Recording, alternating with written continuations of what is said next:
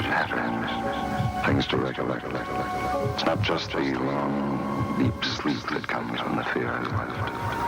The cold is felt, the slipping away of feeling is noted and then succumbed to. The mind functions. Time is distorted, jumbled, telescoped, accordion, but there is a sense of time even so. And I remember things. I remember the way it began. I remember the way it was, and it was, and it was, and it was in the beginning. Daddy, I think he's lost his mind. He's never been like this before. Tonight he was almost raving. What did you say? Oh, crazy things, that he's some kind of a spaceman and that they're taking over the Earth and that we're all going to die.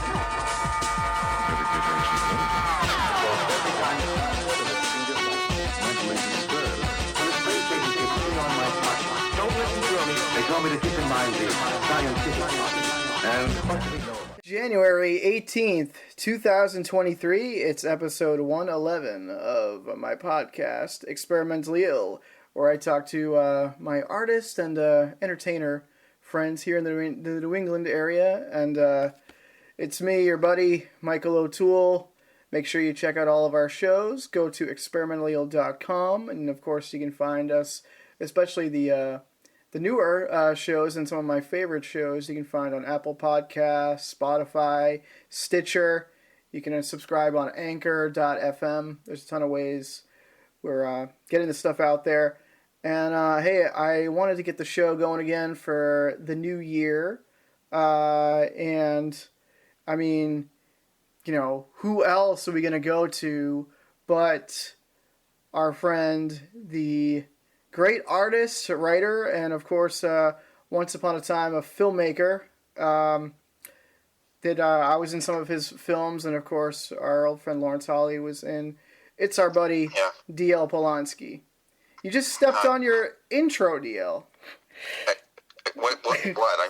I what was intro saying am I supposed to do? D.L. Polonsky, and you just said, yeah, over it. Well, I thought you were going to call me something like loco or weird or something. Right, well, you said I wasn't allowed to say, once upon a time when you were on our radio show, for those who don't know, we did a morning radio show a long time ago, over 10 years ago, right, in Boston. And Can we start over? You were the third. No, there's no starting over, D.L.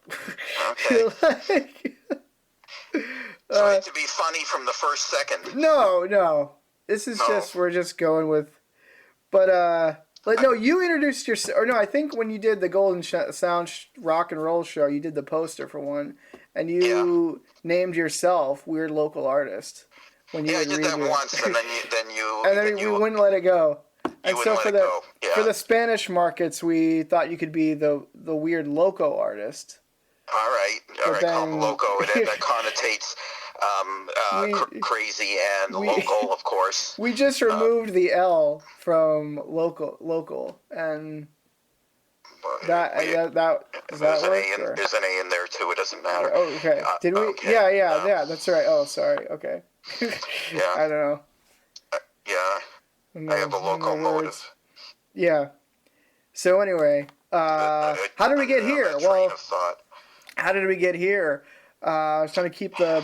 I mean, I interviewed you a couple of months ago, and then we've been talking on the phone like a bunch of times, and I figured we could do something productive, creative. I know we worked on a couple of videos where you were talking about your political cartoons that you do, and I figured like in the meantime, we were trying to get more of that going, we could at least do the podcast again.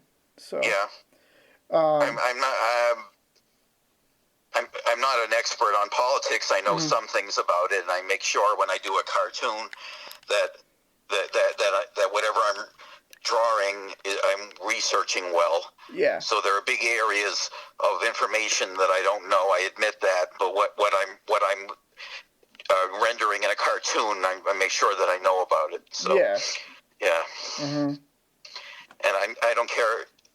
I don't exactly care about normal politics as usual, like generally what's happening with the Biden administration. I care about the sociopaths that are trying to take away,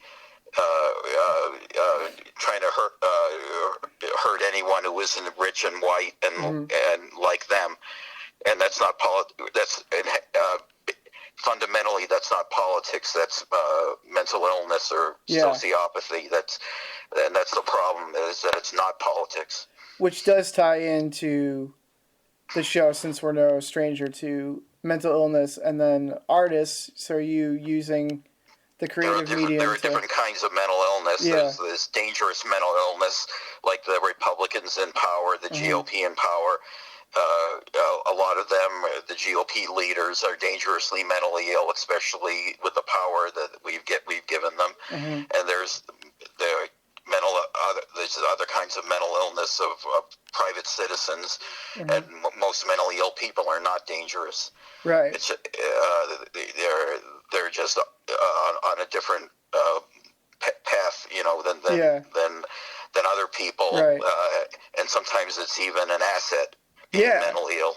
It's like, because you can kind of get hyper focused in one way, maybe like creatively, whereas maybe you can't like navigate in other ways, like socially. Yeah, it's also good to not worry about being normal in a lot of cases, and just go. And when you do creative work, it helps to not think in a boxed-in conventional way. Usually, right. To try to invent something new, like in the process. Yeah. And if you worry about social restrictions, you're not going to probably create a good piece of art. Yeah. So, yeah, that makes sense. Yeah. That's cool. It's hard enough to create a really good piece of art without worrying about if it's weird, looks like weird to if it society. fits the standards. Well, that's like interesting, because I remember you have gotten a ton of in the past. You got a ton of like political portraits in like newspapers and stuff. But then you also a long time ago, before print media almost completely. The stuff. The 90% of print media died out. But the stuff that we didn't get to talk about, that you haven't talked about much in like the videos recently, is like, because the other stuff you do, like the more fantasy, like surreal art, which is like more outside the box, like stuff. Yeah. So when I do that, I feel like I don't really know what the purpose is to that, because I think that art is not an intellectual process in some ways. It's the artist just has an image or a feeling in their head, and they want to put it on canvas, or on paper or cardboard, and there's nothing more intellectual than that. And when people, I can't stand it when people say, "What's the meaning of this? What is it? What's the purpose?" That's like part of the scene, like part of the culture. You have to have an artist statement on like what the thing is, but maybe you don't even know yet. I think they want to replicate a visual, an image they have in their mind, or something they dreamed, and put it on canvas or paper. And sometimes there's more to it than that. Sometimes there isn't. When I do a political cartoon, I want to make a statement about things that are messed up in the world. But when I'm doing like a surrealist thing, I'm just trying to make it a picture that gives people a feeling, or a cool feeling, or or dramatic. Dramatic images. I like some of the collage stuff you did, where you have like weird sort of alien looking figures, like it'll be a squared off like purple face or something, and then you would add it in sometimes you added in like stock photographs of like real people in the piece. Like, I went through a phase where I did a lot of collages, but generally speaking, that's not grassroots art. That's not fundamental. I mean, it's cheaper art if you just put in a lot of photographs, especially if you didn't take the photographs yourself. Right. It's not like you can make it look good, but it's in general, it's not as good as doing drawing by hand. I mean, it's hard to say that, but it's hard to explain. But it's general. It's better to not just throw in a bunch of photographs, and better to, if you're trying to do a pencil thing, to actually do it in pencil. Well, and you were sort of like reluctant at first to do things like Photoshop, but now you kind of do all kinds of different mediums, like different materials. Well, for my political things, I do a lot of the lettering and touch-ups, and occasionally a little bit of the art in Photoshop, a very tiny percentage of it. I hardly ever do that, actually. It's mostly lettering. It's a waste of time to spend time on lettering. I mean, nobody's gonna, say, wow, awesome. It's this awesome inauthentic. letter R that you put there. Yeah. I mean, I guess they would if you made it really decorative. But it's better to spend time, obviously, on the figures of the objects and the thing, obviously. Yeah.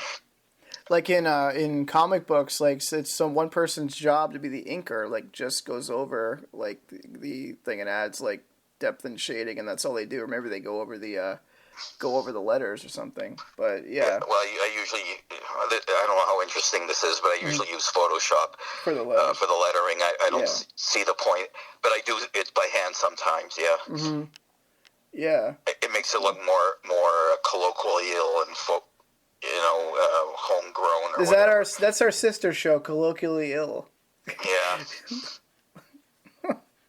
But the stuff I do that's political, I'm just interested in this extreme politics of having these sociopaths in charge of our lives. Yeah, and the fact that and where they're going if Trump gets elected again, which I think is unlikely but possible. Yeah.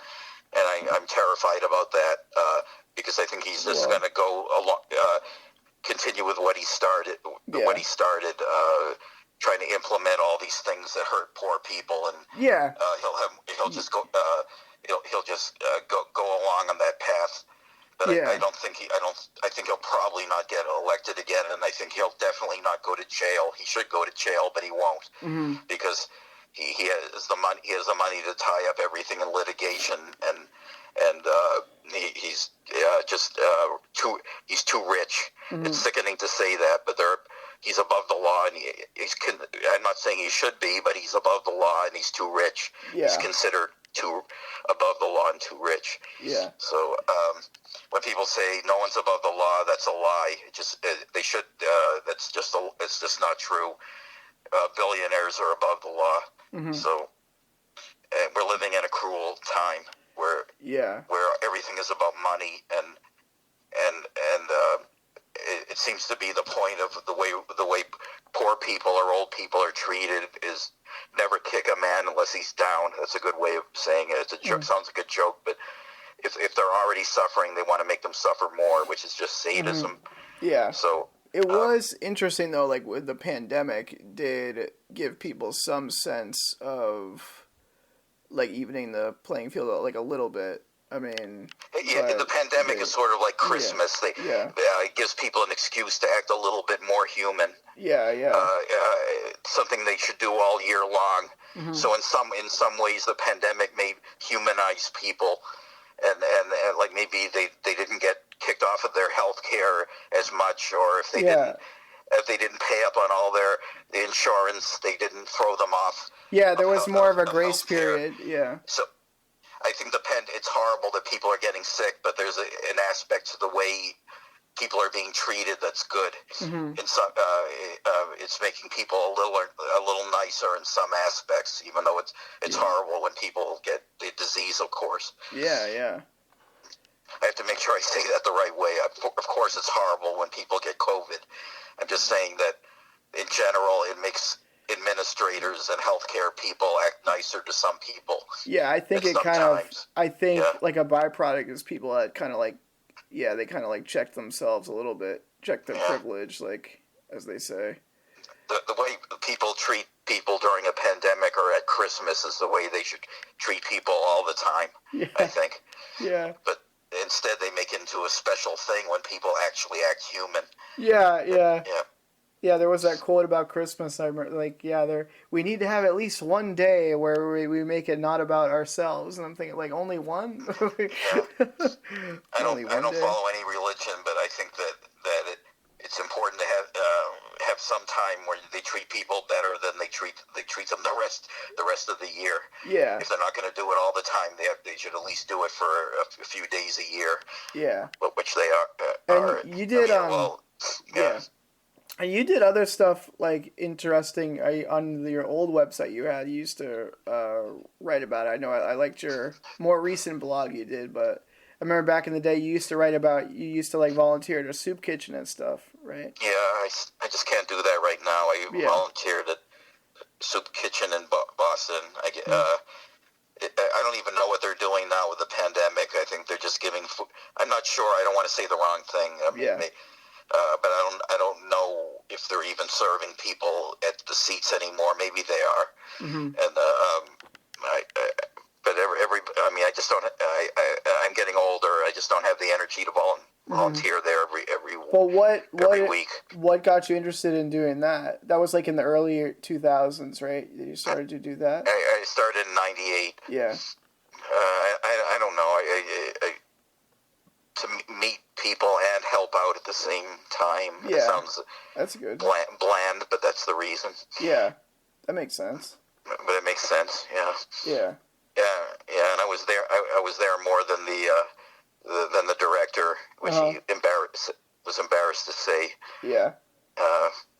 What's the other thing? I just hate that. I think society just needs to help out people who are already suffering instead of adding to their suffering, like they're trying to do. You always talk about if you're trying to get like a social worker or something, it's like here, fill out all these applications. Yeah, they're trying to exhaust everybody with paperwork. I think some people know that. And also in the mental health field, I think they count on disabled people not being able to articulate their needs well. Yeah. Because that way they don't have to do as much work. Yeah. I know that sounds terrible, but that's what I think sometimes they do that. Yeah. Well, they're trying to get out of doing more work than they have to. So they want somebody who's not cognizant enough to explain what they want. Yeah, or they just pass it off to. Or they pass it off to somebody else. Yeah. Or they just tell them to go to a website when they barely know how to use the internet or don't have it at home. Mm-hmm. And they just say fill out an online form on a website, which is fine for some people, but not for others. Mm-hmm. I think a lot of it is just ways of not giving themselves extra work. They're trying to not give themselves extra work. Yeah.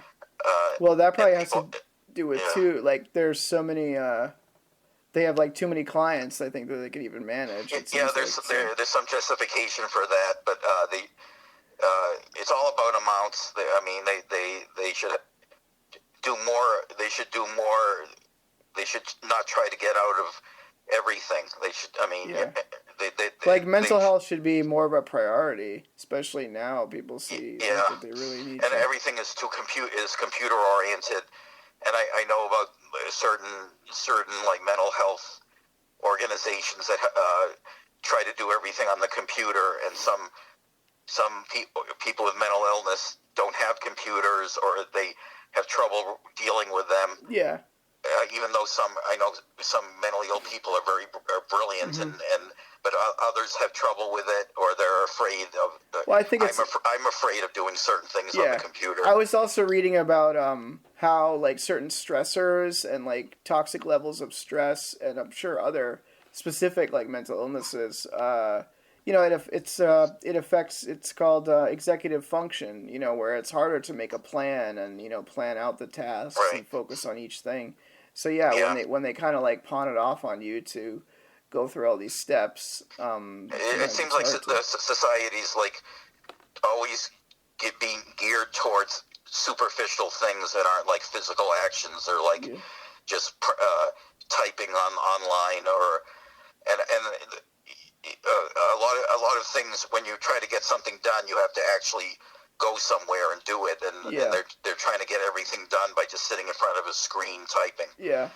And I don't think you can always do that. You can have a drone, some Amazon, you can have a drone pick up your package, or a robot will deliver your pizza at Domino's or whatever.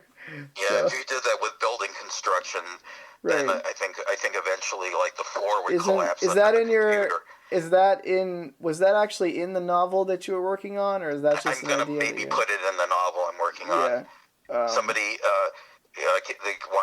wants his floor fixed in his apartment, and they keeps telling him to go to a website. And So so while he's typing at them, the floor collapses and he falls through to the floor underneath, which I think could conceivably happen.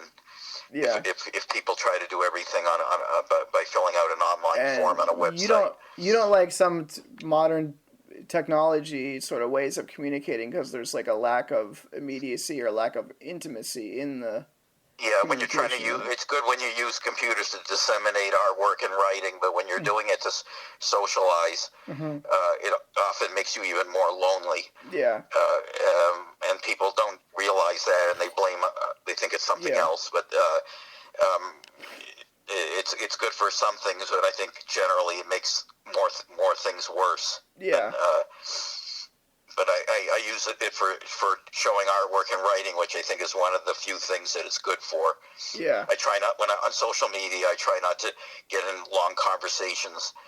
I think I should thank people if they compliment my art or something, but I don't want to go on with long conversations because it's largely a waste of time to talk on the internet. And I think when the internet first got popular, by the 90s, it was sort of this it was kind of this mysterious thing, and it was all more now with social media, and because a lot of people have you have a computer in your pocket with your iPhone or whatever. It's more crossing over.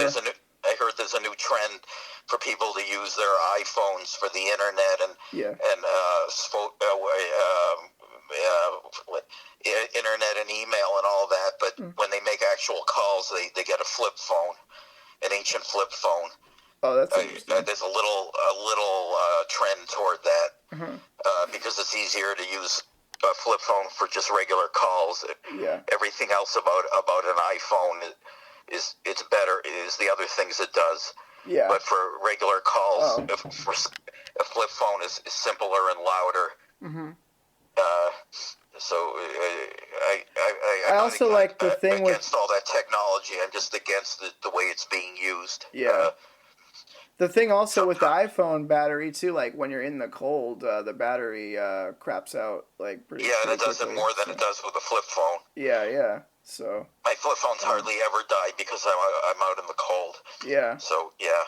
And also a fashion thing too. They were trying to bring back one of the last really popular flip phones was the Motorola Razr flip phone, which I had, and so people like that kind of style. They like the clamshell to hang up on people dramatically. You can't do that with an iPhone. You could if you took a piece of plastic with you and slapped it against the phone. That's you'd say that slaps. It's a lid or something. Yeah, right. But when you were, did you want to talk about when you were? I know you had your GeoCities website, and you were kind of doing some stuff on the internet, in the earlier days of internet, in the 90s, right? I think I got a computer around 98. Yeah. Before that, this guy who was acting in my films made a website for me. Yeah. It's dangerous. It's a GeoCities thing, and I think it's dangerous to my computer to even go on it. No, it is. It gives all your fans try to go, and it gives them a virus. Yeah, but that stuff is all old. If they want to see my stuff, they should go to Flickr, not GeoCities, if they can even find that. Yeah. Or your Twitter. Or Twitter, Facebook, Instagram. Yeah. D.L.Polonsky. Just go. If you put D.L.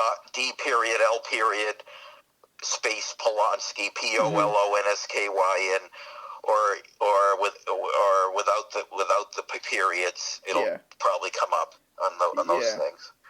But you had as far as trying to socialize through the internet, right? It could be kind of now it's such a typical thing social media, but you were I remember when I was a kid, I would go to the library to use their computers and go on the Yahoo chat rooms and stuff like that. And everybody kind of puts on this alter ego, right? Because anyone, and they're lying about 90% of the time, I think. Yeah. Did you have any experiences with that? Yeah, I tried to meet people through chat rooms. Yeah, and that's why they would always say, don't try to meet people on the internet. And nowadays, everyone meets on Facebook, and then they say, don't get into a car with a stranger, and you order an Uber from your phone through the internet to get in a car with a stranger to get a ride. So times change. A lot of things don't make sense anymore. We're living in a twilight zone. Yeah. The Twilight Zone. I know it's an old reference. Yeah. No, you had the movie was old. You had that Twilight Zone, that Rod Serling piece that you did. I made about Fauci. Yeah. But Rod Serling's Rod Serling's daughter wrote Indeed when I sent it to her. Yeah, she just Not agreed. that that's such a big thing. Yeah, that's cool. Yeah, I'm really upset about the fascist Republicans and taking over, and so I have made a lot of political cartoons in the last 7 years. Yeah, and even now the Biden administration, I did some pro-Biden cartoons. I don't think he's doing a great job in all aspects, but at least he's not Trump and he's not evil. Yeah, the bar is low. Yeah, the bar is low as long as you're happy when they're not Trump, when they're not evil. That's right. Yeah. I get like 95% comments, and the 5% are from Trump, mostly Trump supporters. That's who, right. Of course, are trying to say the worst things they can to get a rise out of me. That's right. When you're ballsy enough to post in the anti-Trump groups. Yeah, I do it in one. I did it in one anti-Trump group. Yeah. Just so I'm not preaching to the choir when I'm posting it. I used to post in about 300 groups. I'm doing it less now, but I still do it. And if I do it in every single one, if every single one of them is anti-Trump, that's not. I mean, I should at least try one or two so I'm not preaching to people who already agree. What's the reaction to like an anti-Trump cartoon inside of a pro-Trump group though? Yeah. Well, they just. I don't want to repeat what they say. Okay. It's beneath me to repeat it, and if you took it out of context, it would be offensive. But you want to do it's like because at least you're not preaching. They just say horrible things. And leave it at that. At least you don't want to be just preaching to the choir, right? So you're trying. Yeah, but I am mostly. Yeah. About 299 or 300 groups I'm in are anti-Trump. Yeah. I just wanted to do try one pro-Trump group, and I got the usual abuse that I expected. Yeah. So, which is actually good. Yeah. I don't want to exacerbate that what they do by talking about it on this. So, Well, we're talking about the iPhone, and they always say now anyone can make movies or videos through their phone. But it's frustrating. Something that you did. Try to do it on these tiny buttons. You have to zoom in and scroll, and you can't. I mean, a picture can't be obviously any bigger than what the screen is. Yeah, I mean, something that you've been making movies in some form or another, like forever, like since we were a young kid. And I know our buddy John Hartman from Real Groovy Films that I've done some work with, and you were in one of his movies, the movie Hippie Shoot. He did Super 8. He shot movies on Super 8, but that was only a few years ago, and he said just to do it with Super 8 camera and on real film is like an art form itself, but you were doing it way back in the day. Like we did it not even Super 8, it was regular 8. Yeah, I was like, this guy did it on regular 8. The first camera just looked like a box with a couple reels in it. Wow. That's awesome. I think that's like history now. I mean, that's like for like film historian people like in their 20s now, or like teenagers now would be like blown away if they were really into film. Generally speaking, film looks better than video. That's why they have applications to try to make video look like film. Yeah. Even the grain on it is kind of interesting. It has like even the what? I'm getting the phone's breaking up. The grain on the film. Yeah, grain looks good. There are ways of doing it artificially, but you have to be like a big production company, and I think like Breaking Bad did that in certain times, like film look video. Yeah. Or maybe it was film. I think they did it on 32 millimeter or 16 millimeter, but they have to put it through a computer to broadcast it. So but talk about the like some of the short Super 8 or the regular 8 movies that you were making as a kid. I mean, was it your dad or who? Didn't he like brought home the camera and just said, "Hey, like try this"? I don't remember what happened at the very beginning. I did I did a film where the audio was on a reel-to-reel tape recorder that we had to play while we watched the film. Yeah, to like so sync it up. So that's the way it often was done back then. I made a film when I was 7 or 8, and Wow. a bunch of other films. A lot of them that never got finished. Some of them did. Mm-hmm. A lot of them I wrote, and then my brother acted in them. So I don't. That seems like a lifetime ago because I'm 62 now. Mm-hmm. You know, that's like 55 years ago. Yeah, but that's. So, but I'm thinking like that's interesting part of your story, but then it's also 50 about for like film geeks now, like they would want to hear about that. Yeah. I don't like using just generally speaking. I wish I could.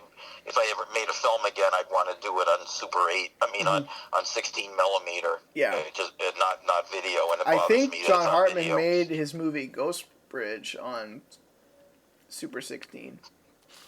I think What's he did. I don't know anything about Super 16. Or 16 millimeter, I meant. Something like that. Maybe okay. But like, talk about some of those movies you made. I mean, I know Ersatz is the most famous one to myself and Lawrence. It's famous to you. Yeah. It's not really famous. It's famous to you. Well, fame is a big. I don't. All right, I'll talk about one movie I did. Okay. I had this woman who carried around her dead father's head, and she wanted. There's more to the plot than this, but at the end she wanted to get rid of the symbol, so she burned the head. And this novel she was writing, and at one point, I don't. It was about going colorblind because I had some black and white film that I wanted to use. Yeah. It was like a very conceptual, not very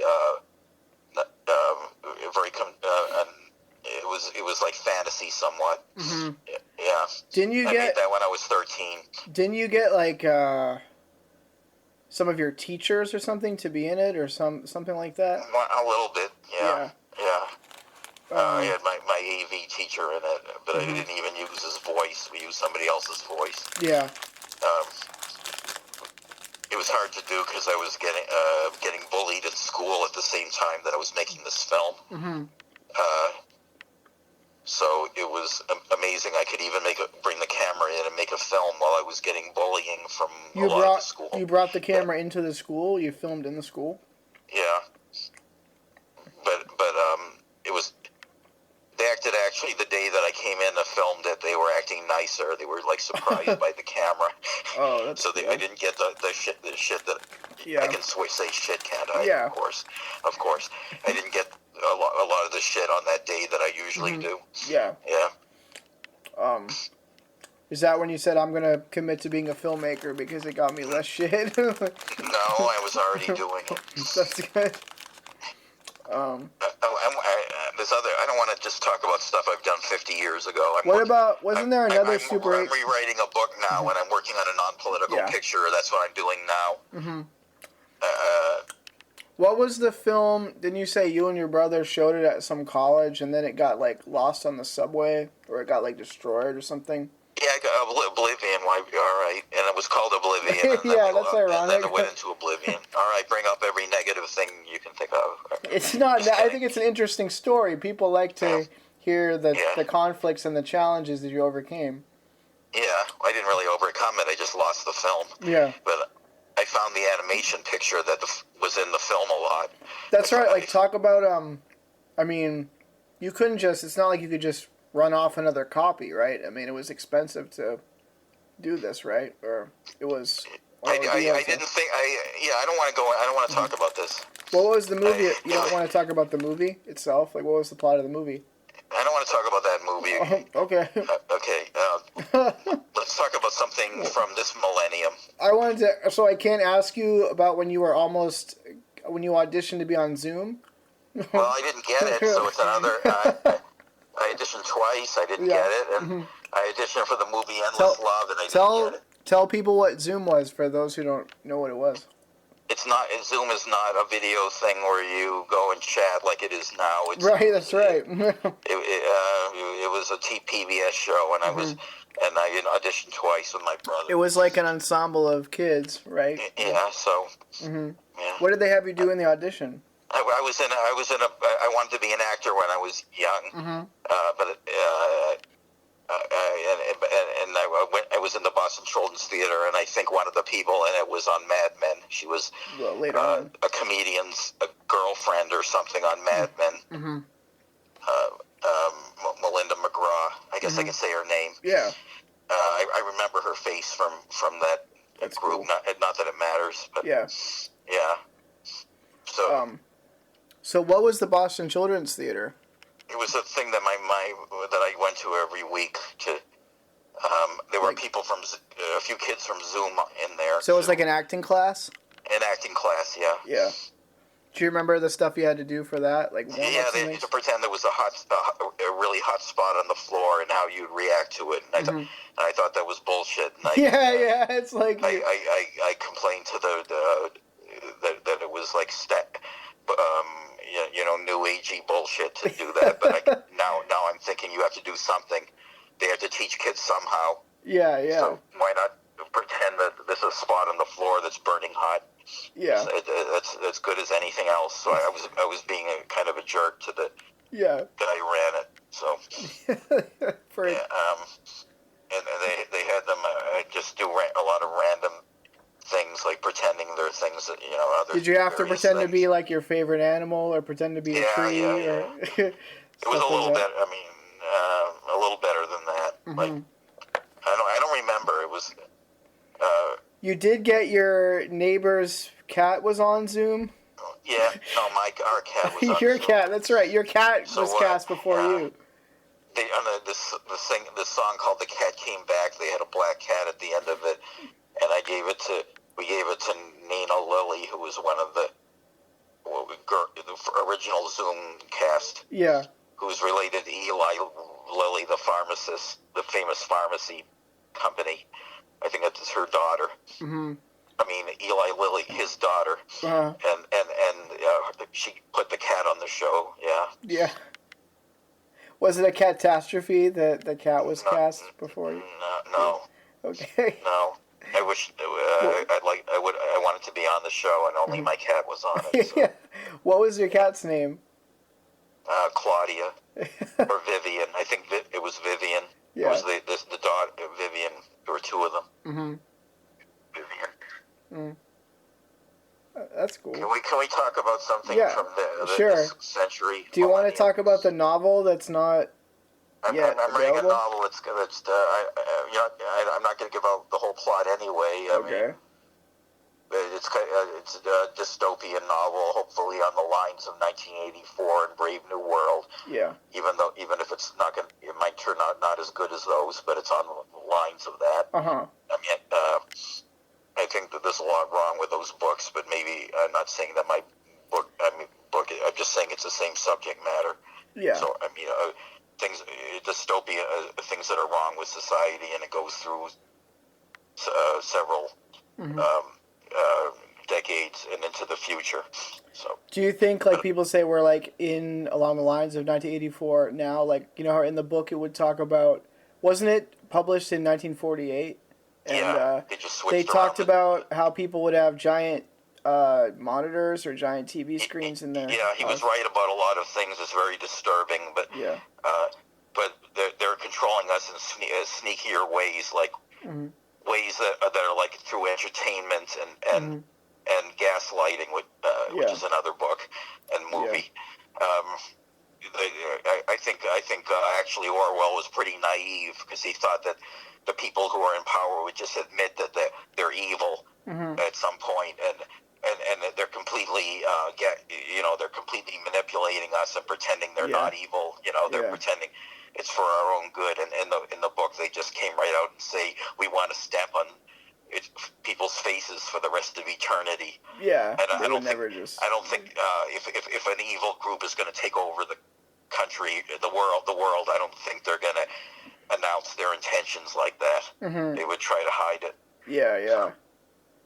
Yeah, that's interesting. And in the book, there's like only one military song, or a few songs that they're allowed to hear, and only one. And there's hardly any entertainment, and everybody just plays lottery. And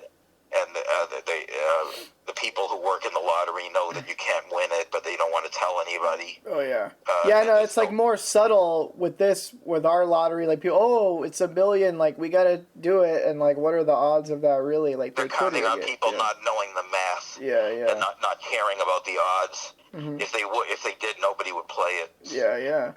That the odds are much worse than people think, and people, they're playing on people's over optimism. Yeah. Yeah. Yeah, and in the book, Winston knows that the lottery doesn't give out anything more than $10 prizes, or the equivalent, the British equivalent of $10, whatever. Yeah. But and everybody is talking about the lottery, all these poor people, and he knows that they can't win more than $10, but he doesn't tell them because it's their only hope in life or whatever. Yeah.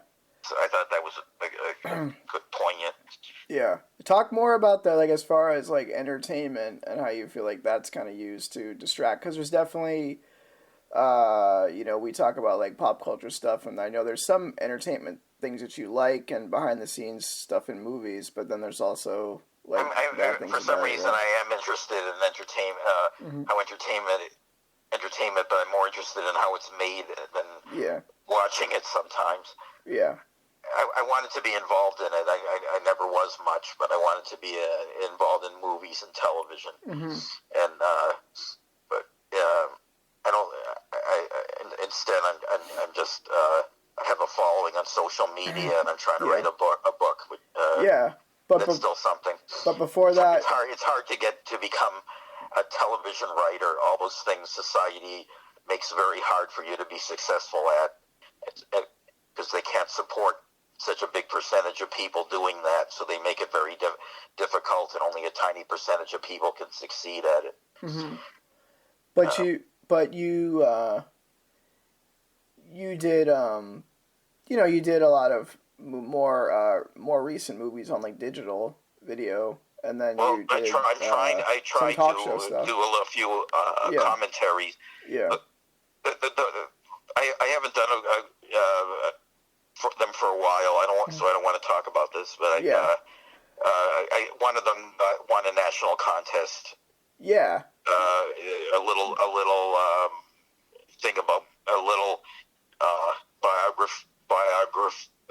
like humorous biography of a day in my life that was partially made up. Yeah. And it wasn't intended to be real. It was like made up. And it got called Blid, and like we're getting into superficial things. I don't like to talk about.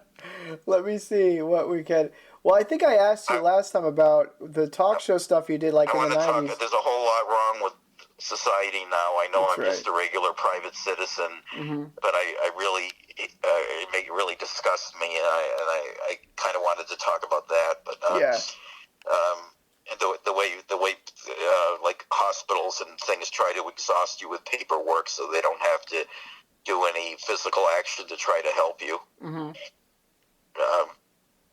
That really pisses me off.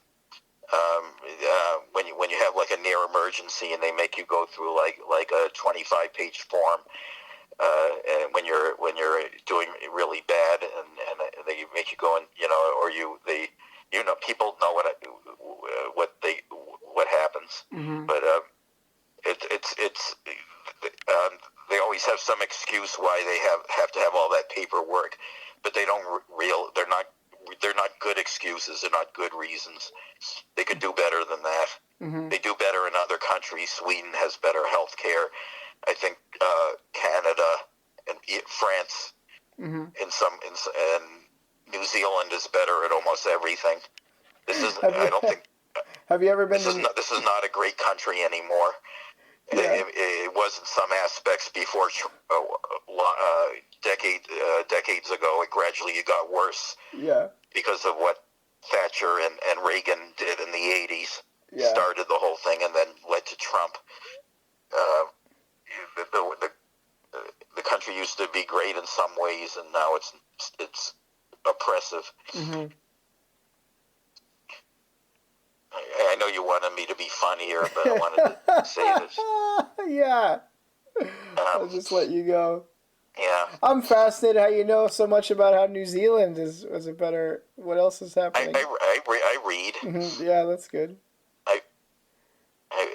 I New Zealand is more humane in general than America, the United States. In the emergency room, though, do they still have to do? I mean, they ask you like the questions and stuff to verify. In some other countries, they hold off on all the checking of insurance and paperwork until you're feeling better. I think in Canada too, isn't everything free? They do it after the procedure. Yeah.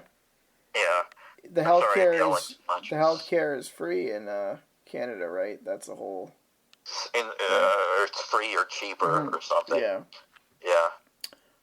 But you can just go into, if you're doing bad, you can just go into urgent care or an emergency room and get it done, and then they worry about paying later. Yeah. And here they just say, well, what if the guy is a fraud, or we won't get our money or whatever. Yeah, that's right. Usually you get their money, and there's still a preference depending on. So. There's still like a preference if you have the good kind of health insurance, you'll be front of the line. I don't know a lot about it, but I know they're trying to bog everything down with paperwork so they don't have to try to do better to help people. That sounds paranoid in some ways, but it's true. And everything in society is geared to helping, 20-somethings and younger people, and not the people who generally need it more, like old people and poor people.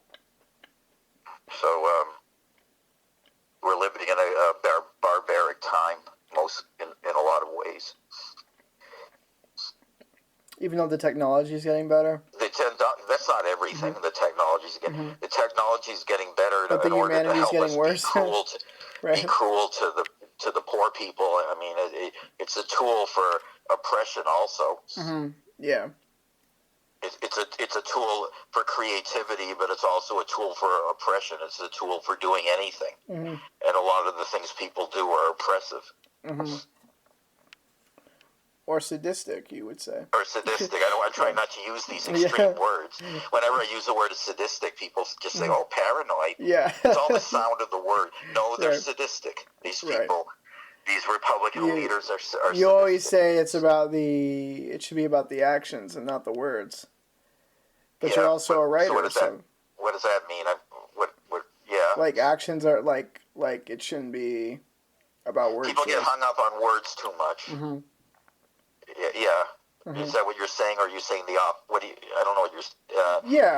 But if you want to say something extreme, it doesn't mean you're not doing anything extreme. It is extreme. What's happening now is extreme.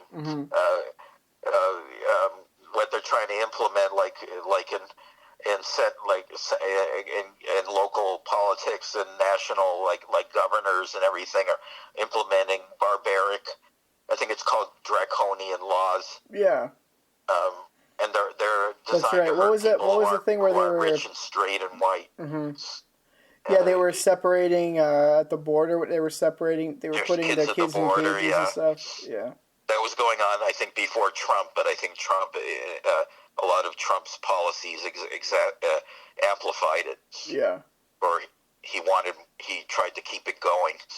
Yeah, they had a messenger who somebody who was emphasizing racial lines and making fun of disabled people and all kinds of things. Yeah. So, Trump made fun of disabled people, of course. Yeah. He made fun of that reporter with muscular dystrophy or something. And he always had some excuse, like he's making fun of that he was acting complacent, or he was making fun of his attitude. Right, he was a bad reporter. Making fun of his disability. Right. And the word disability is very offensive because it means not able. But we're told to accept these terms the way they are. But I think they think it's like a positive. People are trying to create a reality by using certain words. Yeah, well, that's part of the. Did we talk about the whole cancel culture now? If you use the wrong word on, in a post or something, suddenly it's. Or they'll look back, James Gunn, the director, was fired from a movie because of tweets he made from 10 years ago. I think I said this in the last episode, but yeah. And some actors are in trouble. Some of them actually committed sexual harassment or serious crimes, sexually, like rape and everything, but some of them were just like telling a joke that was a little bit off color, and it ruined their careers. Mm-hmm. Like I think Dustin Hoffman, his career was ruined because he made some joke about giving a woman a foot massage. Oh no! So things like that are taking it too far. And if a woman did that to a man, that nobody would do anything about it. Mm-hmm. It's I'm not being misogynistic. Yeah. Yeah. So he was a great actor. He was great in Midnight Cowboy, and now his career is somewhat tarnished or somewhat ruined in his old age. Yeah. And he didn't really do anything that bad, to be honest. Mm-hmm. Just jokes. Yeah. So think about how hard it is to be a comedian now if you can't make certain. Because the stuff that's funny is usually offensive. Yeah. And if you're going to make it not at all offensive, it's going to make it very hard to be funny. Mm-hmm. Humor comes from an offensive place sometimes. Yeah. Because you have to exaggerate. You have to exaggerate. Exaggeration is funny. Yeah. And people always want people to be moderate and polite and everything, even though a lot of people aren't polite. Mm-hmm. They're hypocrites about it. Yeah. People do say a lot of nice things, but they don't do nice things mostly. Yeah. That's a lot of the stuff like you've shown in your movies or in some of your writing is like the little like petty conflicts people get into, right? Yeah. Yeah. I have a lot of people talking because they're low budget movies, and I couldn't afford the props to make like action scenes and things happening. But I think I did a good. I mean, I'm trying to show people are trying to twist around reality by using certain words, and then, or they say really nice things, positive things, and then their actions or they don't do anything to help people. Yeah. They say they're going to help people and they don't do them. I do it. I know you've had some experiences with that. Yeah, that's right. I won't get any more specific, but a lot of people just say happy, positive things, and then their actions aren't happy and positive. Well, sometimes like they're lazy or they're mean. Yeah. So, yeah. Sometimes talking like in like something like therapy can be helpful, but yeah, sometimes you really need like a hand with actions, right? Physical things like you were moving boxes and you needed help with that. Yeah, that's right. And then people, if you ask for help, they say, "Well, go on a website and try to get a moving company." Yeah. And they won't do anything themselves. They tell you to go on a website. Yeah. So. I was fortunate enough to get some friends to help, but yeah, it just took. I did a little. I'm getting old. I can't. That's right. DL was helping. That's good. What? Yeah, you did help. I did what little I could do. Yeah. Yeah. Yeah, so that was good. Yeah. I'm sorry. I'm like really disgusted with the way the world is now. It's like almost deliberately the opposite of the way it should be. Yeah. In a lot of ways. But you're doing. I'm not sorry. But you're doing. But you're doing. I'm saying I'm sorry. But you talk about how like you're doing better now than you were doing in your 30s. Yeah, but that's not because of society. Yeah. It's because I'm trying harder. Yeah. Yeah. I mean, what did you want to talk about OCD? Yeah, I'll talk about that. I don't think there's anything to be ashamed of. Yeah.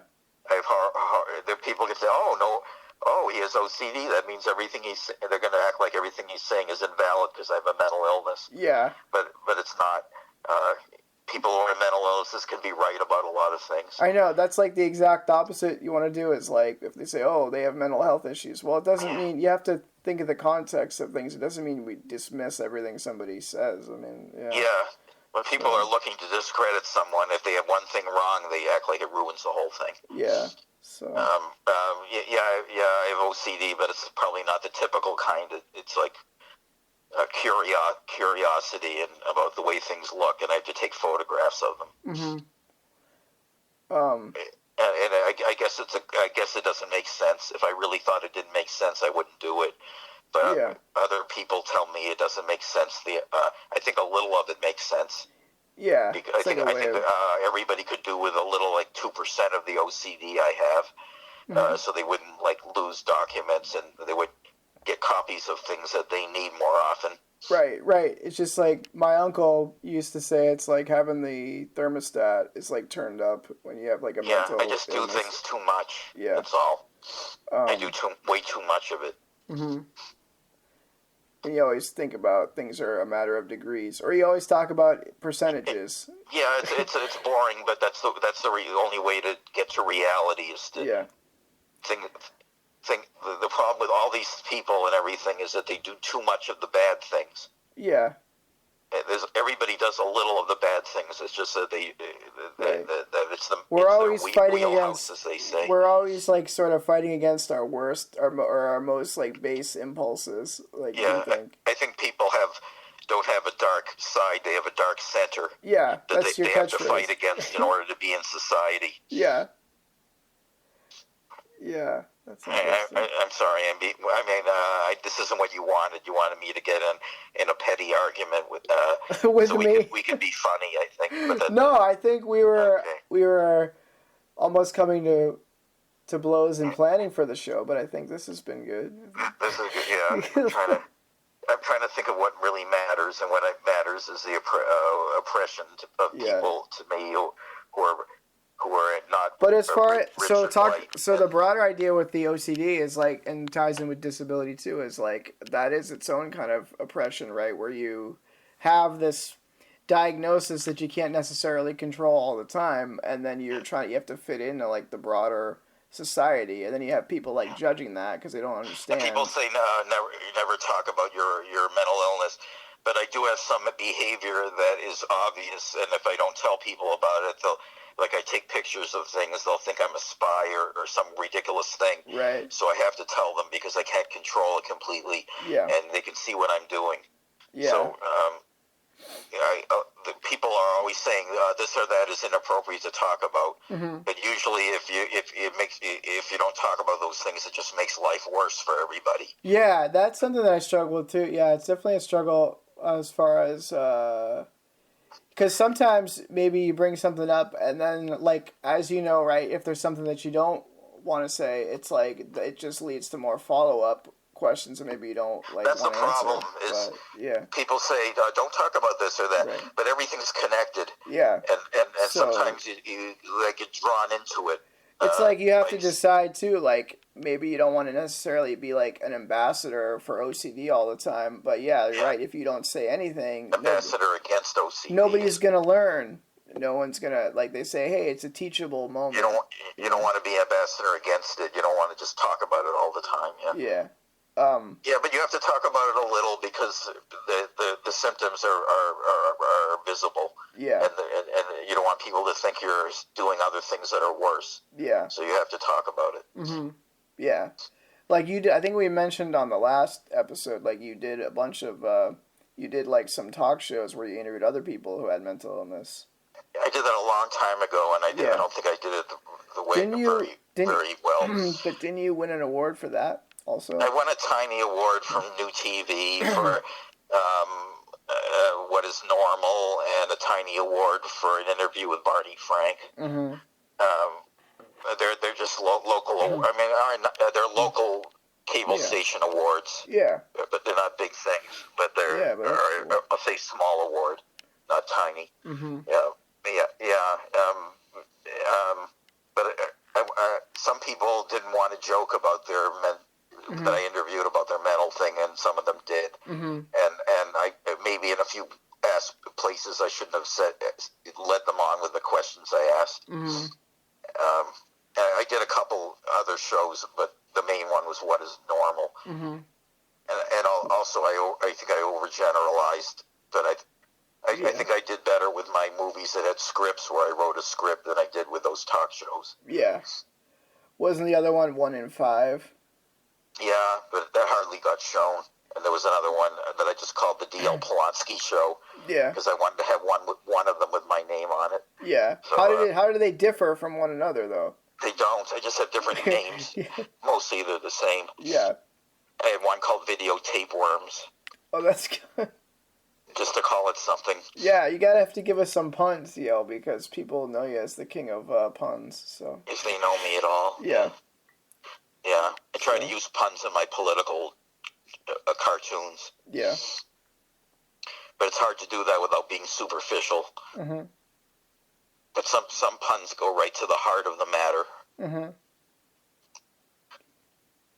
Can you make a hard pun now? No. This is going to offend some people, but I don't care. Roe versus if climate change continues, if the water levels keep rising, climate change will be a political issue. Roe versus Wade, like rowing with a boat and wading. Didn't you do a cartoon Roe of that? versus Wade, which is an old, everybody knows is an old abortion thing. I'm not making fun of abortions. I'm making fun of a 45-year-old abortion case. Yeah. 47 or whatever. But didn't they roll it back? Yeah. They rolled back. I think. They think so. Mm-hmm. But when I made the cartoon, they didn't roll it back yet. Yeah, it's tough. But I think people are too sensitive because I'm not making fun of abortion. I'm making fun of the names in a lawsuit in a famous legal battle from 45 years ago about abortion. Yeah, that's hard. It's just the names of the participants. Yeah. Yeah. Yeah, that's hard to like if somebody misunderstands your art, right? And then people get upset about certain things a lot. I mean, because of political correctness, like the way I drew Kamala Harris. Mm-hmm. And they don't care as much about how I draw men, but they care about how I draw women. I think Kamala is generally a great vice president. But she's hard to draw. Mm-hmm. I'm just saying she's hard to draw. Mm-hmm. She is. And then if I draw somebody who I like who's in politics and I make them look ugly, they think I'm saying that they're no good. Mm-hmm. But there are some ugly people who are great people. Mm-hmm. I mean, like Steve. And now I'll name them to not get in trouble. Well, he has disabilities. Yeah. But he's a brilliant man. Mm-hmm. Would you want to cut that out? Okay. It's okay. I'm trying to say that no matter what he looks like, he's a brilliant man. Yeah. Yeah, that's cool. And he's a genius, and he's got disabilities. Mm-hmm. I rather call them handicaps, or I don't like challenges. But he has different abilities. Mm-hmm. But he's a great man. Mm-hmm. He's passed away, hasn't he? Mm-hmm. I don't. Yeah. What did you think when you did the interview with Barney Frank? What do you think was like award worthy about that? I don't know. He was kind of funny. Yeah.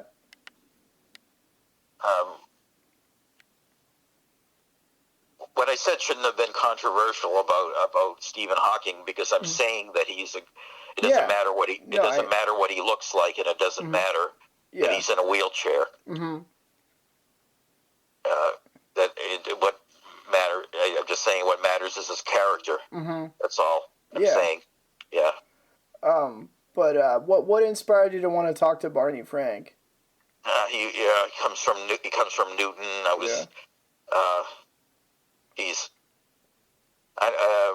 I don't know.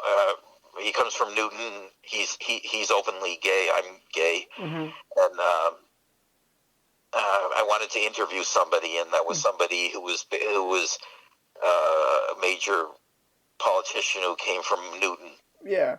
So it was kind of obvious. Yeah. I also interviewed Jared Barrios. Mm-hmm. Yeah. Who's that? But that's a long time ago. He's what is he? I don't remember now. Mm-hmm. Political guy? He's in local politics. I think Cambridge. Mm-hmm. Was there any particular moment that put you off doing like interviews and kind of shows like that, or you just decided to? I wanted to do scripted things. Yeah. It's more fun and colorful, and I wanted to do things that are more creative. It's just harder to do them. Yeah. Is there anything from the more either the more recent movies or the older, like any like or the older things, like was like any favorite experiences from those? I just want to say that the point I'm trying to make about Stephen Hawking is that I get the you were point. acting like I was saying something very I get offensive I get at the point. beginning. I get the. All right, I'm saying that That's right, and he's not even around the way anymore. people look doesn't affect right. how intelligent they are. Right. A lot of the time. Or as they told us in grade school, it's what's on the inside that counts. I know it sounds corny, but people don't know that, and people are too visual. They look at people. And the golden rule of. I think the sense of sight causes a lot of, when it's combined with an ignorant mind, causes a lot of prejudice. Yeah. Well, and people have like sort of unconscious like biases too that we have to like work. People think that things are exactly the way they look. Yeah. And that's a simple-minded, ignorant thing. Mm-hmm. A lot of things are not the way they look, and a lot of people are not the way they look, the stereotype of how they look. It takes like too much time for people to break it down. Yeah, people just see like a big thing right in front of them, and think it's like all the stereotypes of that thing that they've heard all their lives. Yeah. And people are, a lot of people are like that, but it's really bad to be wrong about it. And it's a lot of times they're not like that. Yeah. The thing about stereotypes is that they're right sometimes, but it's really bad to be wrong about them, and they're wrong sometimes. Mm-hmm. Maybe they're right 2/3 of the time, and they're wrong 1/3 of the time. And if you underestimate people because the stereotype is right 2/3 of the time, it's really bad. Mm-hmm. They wouldn't be stereotypes if they weren't true some of the time. But they're not true all the time, and it's really bad to be wrong about it. Well, they're like true maybe 2/3 of the time. Yeah. Yeah.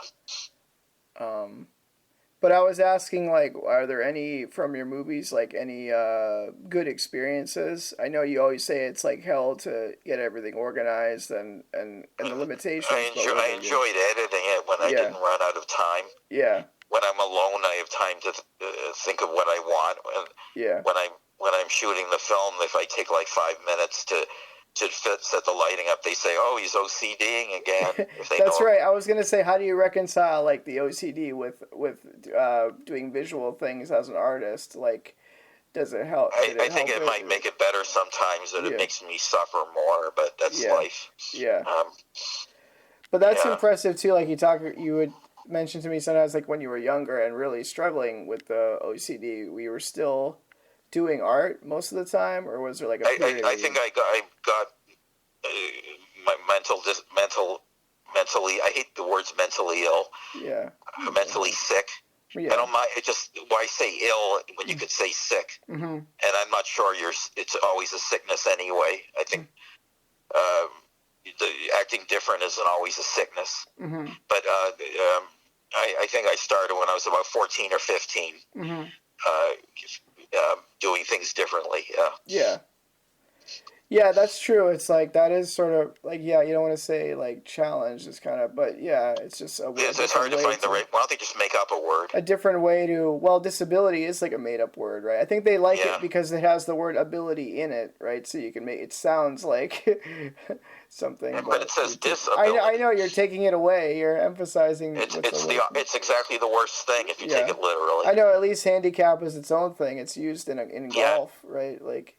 That means you're hobbled. Yeah. Yeah. That's not that good either. Yeah. Why don't they just make up a word like slipknot? Right. You should petition for that. That just means what it means, that there are these people who are different. Yeah. I don't like differently challenged, because it's George Carlin talked about that. Differently abled. What's that? Differently abled. When people have like a bad life, a lot of times they say they're challenged. Yeah. To try to make it sound as good as possible.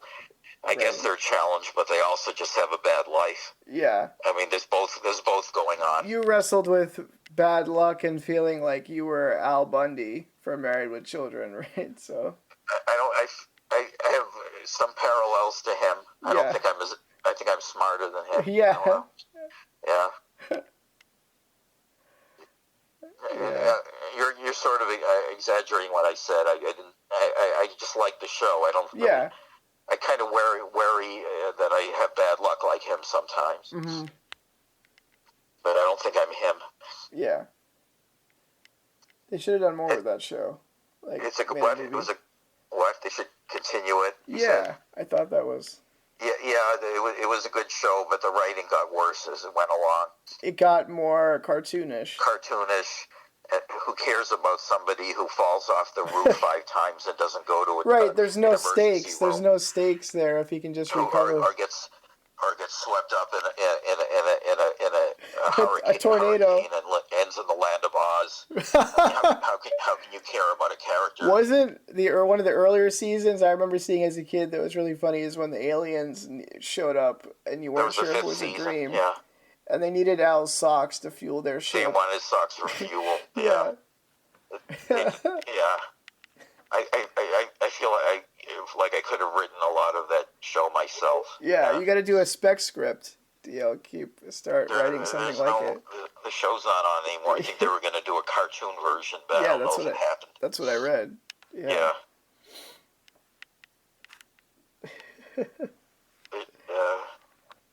I don't know what to talk about. You keep veering toward superficial things. Like yeah, you don't want to talk about any of the pop culture things. Well, this is good. I wish I was involved. I wanted to be involved in it and be an actor or a film or a screenwriter or something. Yeah. When I was young. Mm-hmm. But I don't think I'm a failure. I have a following with my political art. And yeah, you had like a unique. Yeah, and I'm trying to write a book. I'm getting old though. I'm 62. Mm-hmm. Did you want to talk more about the book, like the protagonist from the book? I want to talk about things that are happening now. Yeah. I'm rewriting the book. He's not really a protagonist. I don't want to give away the whole plot, though. Somebody could rewrite it themselves if I do that. I'm not sure what I'm going to do. It's a dystopian novel where I'm showing what's wrong with society. Mm-hmm. That's oversimplifying it, but that's what it is. Yeah. And I'm using a so-called disabled person to show that the way people treat him, which has been done before, but I'm taking it to an extreme.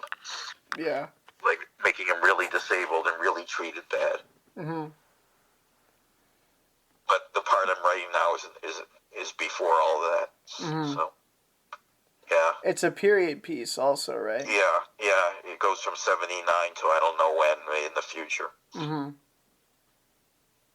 It doesn't take place in Boston though, right? Isn't it in California? I made it in Moore Park, California, because I like the word Moore Park. MOROR. I just thought it nice, good name. You talk about how limiting words or language can be, but then you're also kind of obsessed with wordplay too. So I'm a hypocrite. Okay. I was gonna say you're it's interesting. It's yeah. Yeah.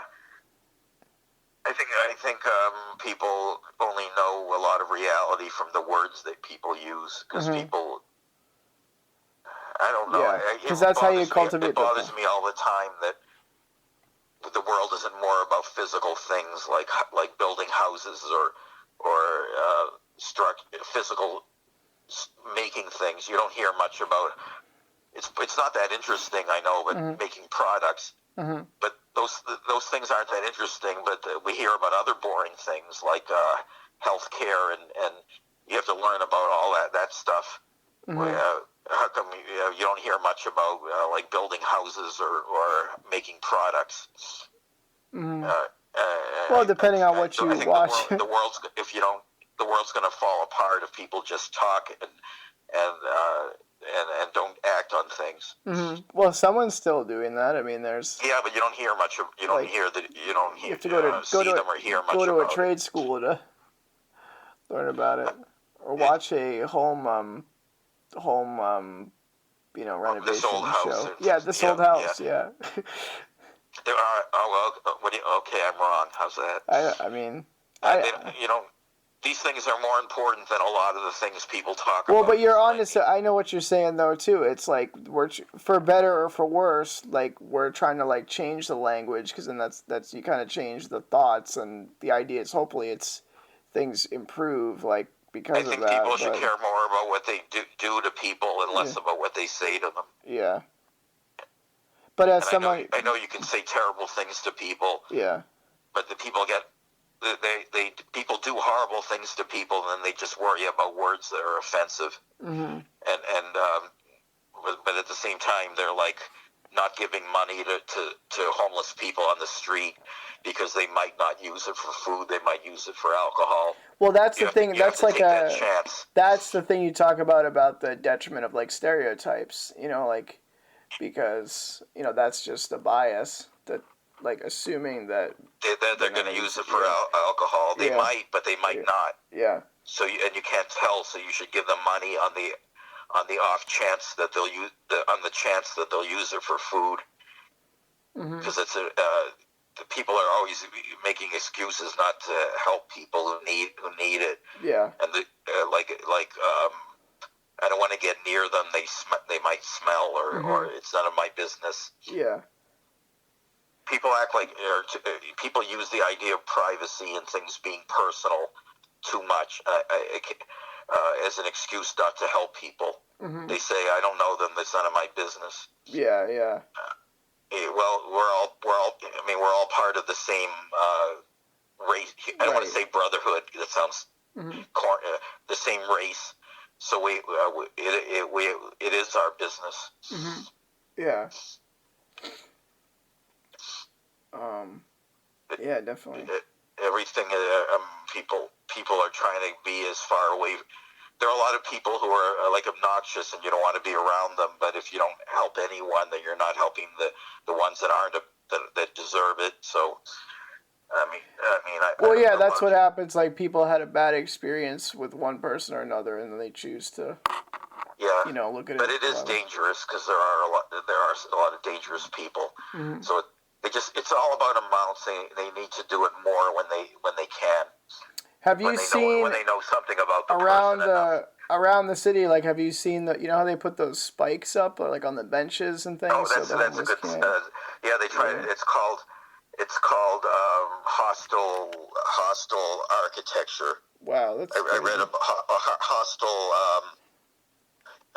furniture or something. Oh, wow. Public. It's an actual thing. They trying to get rid of homeless people by putting. We can't stop the problem or like give affordable housing, so we'll just put up spikes on the benches. And I heard they tried to get rid of teenagers, and I think it was Czechoslovakia by putting lights up that show their act. This is ridiculous. That show their acne. Wow.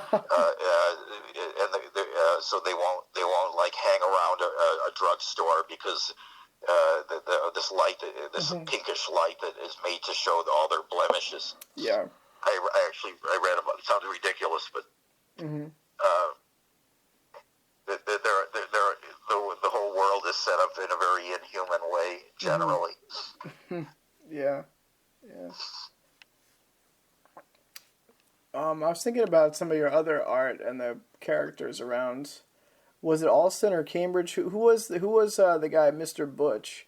Did you know him or you don't know him? He was a homeless guy, right? Famous street person. Yeah. Homeless, I guess. Usually. Yeah. I drew him. He won $400 in the lottery, and he paid me in advance $60, which almost never. Even people who aren't homeless hardly do that. So I drew him. Wow. And it got the Weekly Dig never used me except that one time they put it in the letters to the editor section, even though it's not from a letter to anyone. Yeah. And they broke it up into pieces. I don't know why they did that. And the drawing itself. Yeah. It's like a fold out. They tried to make it decorative. They put like bits of it here and there. I don't know why they did that. But they never used my work except for that one thing. But the Weekly Dig's like a free alternative weekly paper. I think it's gone now, or nobody reads it or something. Yeah, I don't see it anywhere. But what did Mr. It was called Dick Boston at the end. What was Mr. Butch like known for doing? Like for like standing around in the street and helping people find apartments and stores. Uh-huh. But he also got drunk and yelled sometimes. And okay. But there must have been some reason. He had a bad side and a good side. Yeah. He mostly helped people and directed them. Sometimes he'd act like crazy, and it would entertain some people. Yeah. But mostly he helped people. Yeah. He used to be in Boston, and then he was in Alston, and before his accident, he drove into a lamppost with his scooter. Wow. That's awesome. And I went to his funeral. Really? Wow. Yeah. Why did you do that? Did you know him? Why did I go to his funeral? Yeah. Because I knew him a little bit. You did? Okay. Wow. Why not? Yeah, no, I'm just... I didn't know that you knew that. I liked him mostly. Yeah. And I knew him a little, so I went to his funeral. Yeah, that makes sense. They all sang When the Saints Come Marching In on the street, and it was interesting. Yeah, that's cool. I think I put up one of my picture of him on this outdoor shrine to him, or this little shrine they had. Was it like where he used to spend time? I don't know. outside? I guess it was. Yeah. Yeah. That's cool. Yeah. What about some of the other, like, did you ever, That's kind of old. We're getting... yeah, it has to be the newer... Experience. I was going to ask you if you ever knew of Brother Blue around Cambridge, but then he died several years ago. My father knew him. Yeah. I knew him, and I asked him to be in one of my movies, and he wouldn't do it. Right, because it was off-brand or something? Because I knew this was going to... I don't want to talk about it. Okay. Yeah. It was off-brand for... It was because he didn't... I was making fun of Vietnam. Yeah. I wasn't making fun of Vietnam. I was making fun of... I was saying that the Vietnam... I wasn't saying the Vietnam War was we shouldn't have been fighting in Vietnam. Yeah, I know. I wasn't making fun of the soldiers. I don't know how to say it. I understand. Right? Yeah, I was making what you're saying. fun of us going into Vietnam and causing deaths and everything. That was a long time ago also. What? That was a long time ago also. No shit. Yeah, we should So- let Saigon's be so, bygones, right? What my point is, like, world history doesn't say, well, that was a long time ago, let's forget about it. But in your personal history, you think things become less relevant the older they get in your own history, which I don't think is always true. You're making I don't want to just talk about my films and art without making a context to it. Right, I understand. Sure. What's going on with your art now? I mean, like you I'm say. just posting it online. Yeah. I do that a whole lot. I post it on Twitter, Facebook, and Instagram. Yeah. I think that there's a limit to how famous I can get, which bothers me. Mm-hmm. I think that because I'm a private citizen doing this, and anybody can do that, nothing big ever happens. But I get like messages from like 300 or 400 people a week, but nobody generally ever wants to like interview me or do anything about it, which bothers me. Yeah.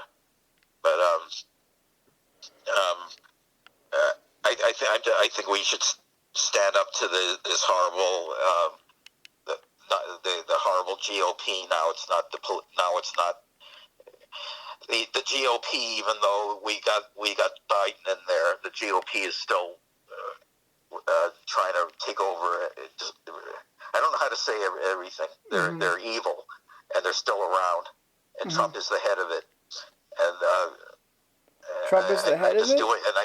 I'm too old to go out and protest. I think it's dangerous, so I'm trying to do my artwork, and I don't know where else to put it but on social media. Yeah. So whenever I try to do anything else, it doesn't happen. Mm-hmm. So I wish I could get my art in newspapers and magazines. But if I try to do that, you have to just go on another online. But you did. Online. Am I allowed to mention that you got some published in the past? Yeah, So. I had 80 pictures in the Boston Herald. Yeah. But they were just faces, and I wouldn't want to be in it now because it's a pro-Trump paper. Yeah. But back then, I just did faces and no concepts. I mean, it was just not It was just fake portraits. Oh, I know what I wanted to ask you. We're talking about like periodicals, like newspapers, magazines. You did some a zine or something when you were a kid, or a couple. I did a little. I made a little thing called the Publisher. Mm-hmm. It was just paper stapled together. Yeah. Like 14 pages, I think. Mm-hmm. And I sold them to a few friends. And that's all that happened. What was in them? Poems and artwork. Mm-hmm. Of yours? Ed Gabriel's and some friends. And this friend of my father's and some friends I had. Mm-hmm. And I actually had typewritten stories on old typewriters. And that's cool. Do you remember what the stories were? No, it doesn't matter. It matters to me. I'm curious what it was. Poems, and they were just poems. Yeah. I forgot that you did. A colleague of my father's poems, a woman who. Yeah. And I just wanted some of the. I had some wordplay in them, like a word cube, and. What's a word cube? Like if you write Ollie Lors loves Irene Essex, and it can be written and it can be read in two different directions. Oh, that's fucking weird. Who discovered that? Yeah. But it's better to talk about palindromes because it's hard to understand word cubes like unless you look at them. Yeah. Like a palindrome is like deep in a can I peed is the same backwards. Right. Yeah. But people are starting to know about palindrome. Yeah. That's superficial, but at least it's funny. They're funny. Yeah, that's unique. The word Tylenol is lonely backwards with a letter T after it.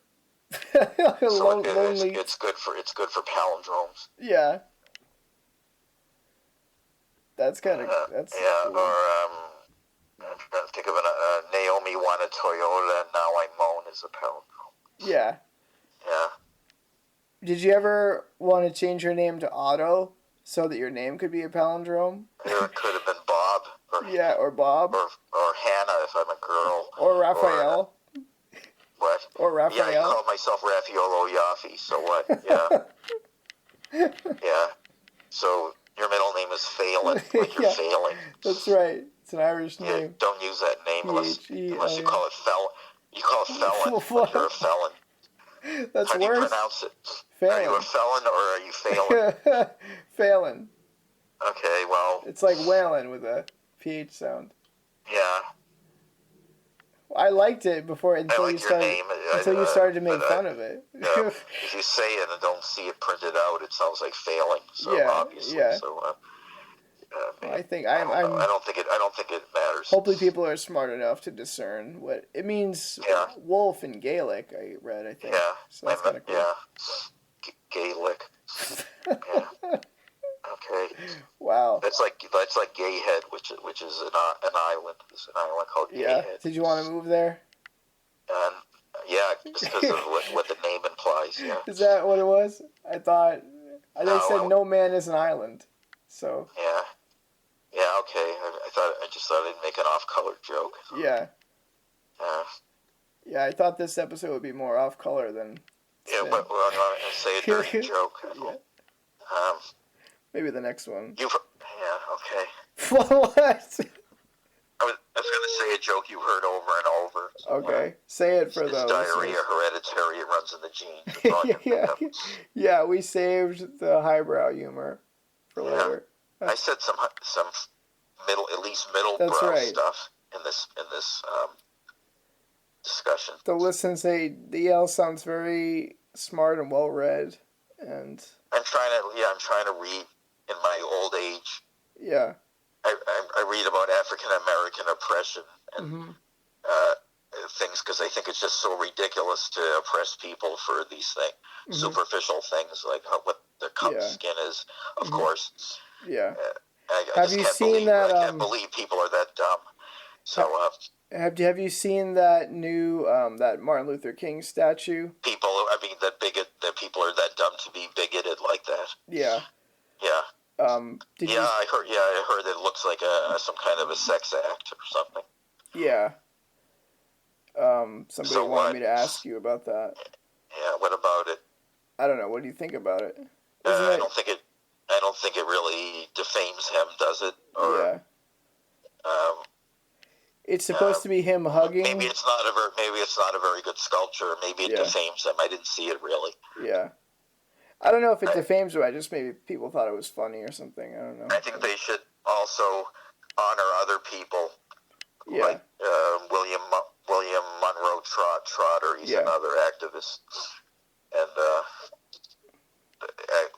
it's good that they do Martin Luther King, but there are other people they don't do that they should do. Well, they also say, like, give them their flowers while they're still here to receive them. Yeah, and then not do it after they die. Yeah. Like, that's why I want to keep doing podcasts with you, DL. You know. Yeah, that's right. I'm still alive. That's right. Yeah. I mean, we lost Mick Cusimano, so we gotta. He was a great guy. Celebrate you. Yeah. Yeah. He was on our show a few times. Yeah. So. I hope that the technical stuff works and this thing is gonna work. I hope the audio is working and everything. Yeah. Okay. It looks to be working. Yeah. Okay. I try to simplify the setup today, so you can just fire them off, you know? Yeah. What else do you want me to say? What do you want me to say? We can do a little bit more. I'm not just saying what you want, but what do you want me to say? What else, sir? Well, sometimes, I want to ask you about some of the things that you're saying are superficial things. So, if I ask a question, will you defer the question, or can I? I don't know ask whatever I want? I don't know. I just feel like everything gets like magnetically pulled to things that are superficial. I don't know. I talk about words, but I'm just doing that for humor. That like making palindromes and everything. Yeah. I'm not saying that's reality. I'm just saying words are just a symbol for things. Yeah. Sort of. They're for the simple-minded. Simple-minded. They're simple people. A lot of people are simple-minded. When you started doing wordplay, was there anyone who like they're willfully simple-minded? Like, how would you find out about doing things like palindromes back in the day? Like, did you want to do it? Or did your dad introduce it to you? I think differently. Yeah. Look at words. Is that what you mean when you say about anagrams? Is another one is anagrams. Yeah, like people who are different have a shot at creating something unique. Yeah, they see things differently, and they might make I think Goya did really what people thought were really boring paintings until he started mixing his lead paint with his bare hands and got lead poisoning. Holy shit! And then all his paintings got crazy, and they were more interesting. So they were more captivating. Yeah, it was bad that he got lead poisoning, but he made better art. Yeah. Is that on your list of? Go about getting lead poisoning. Yeah, don't try this at home, kids. Don't try it at home, kids. If you're listening to this and you. But sometimes a bad thing can create a good thing. Yeah. But have you ever thought about that though? When you're.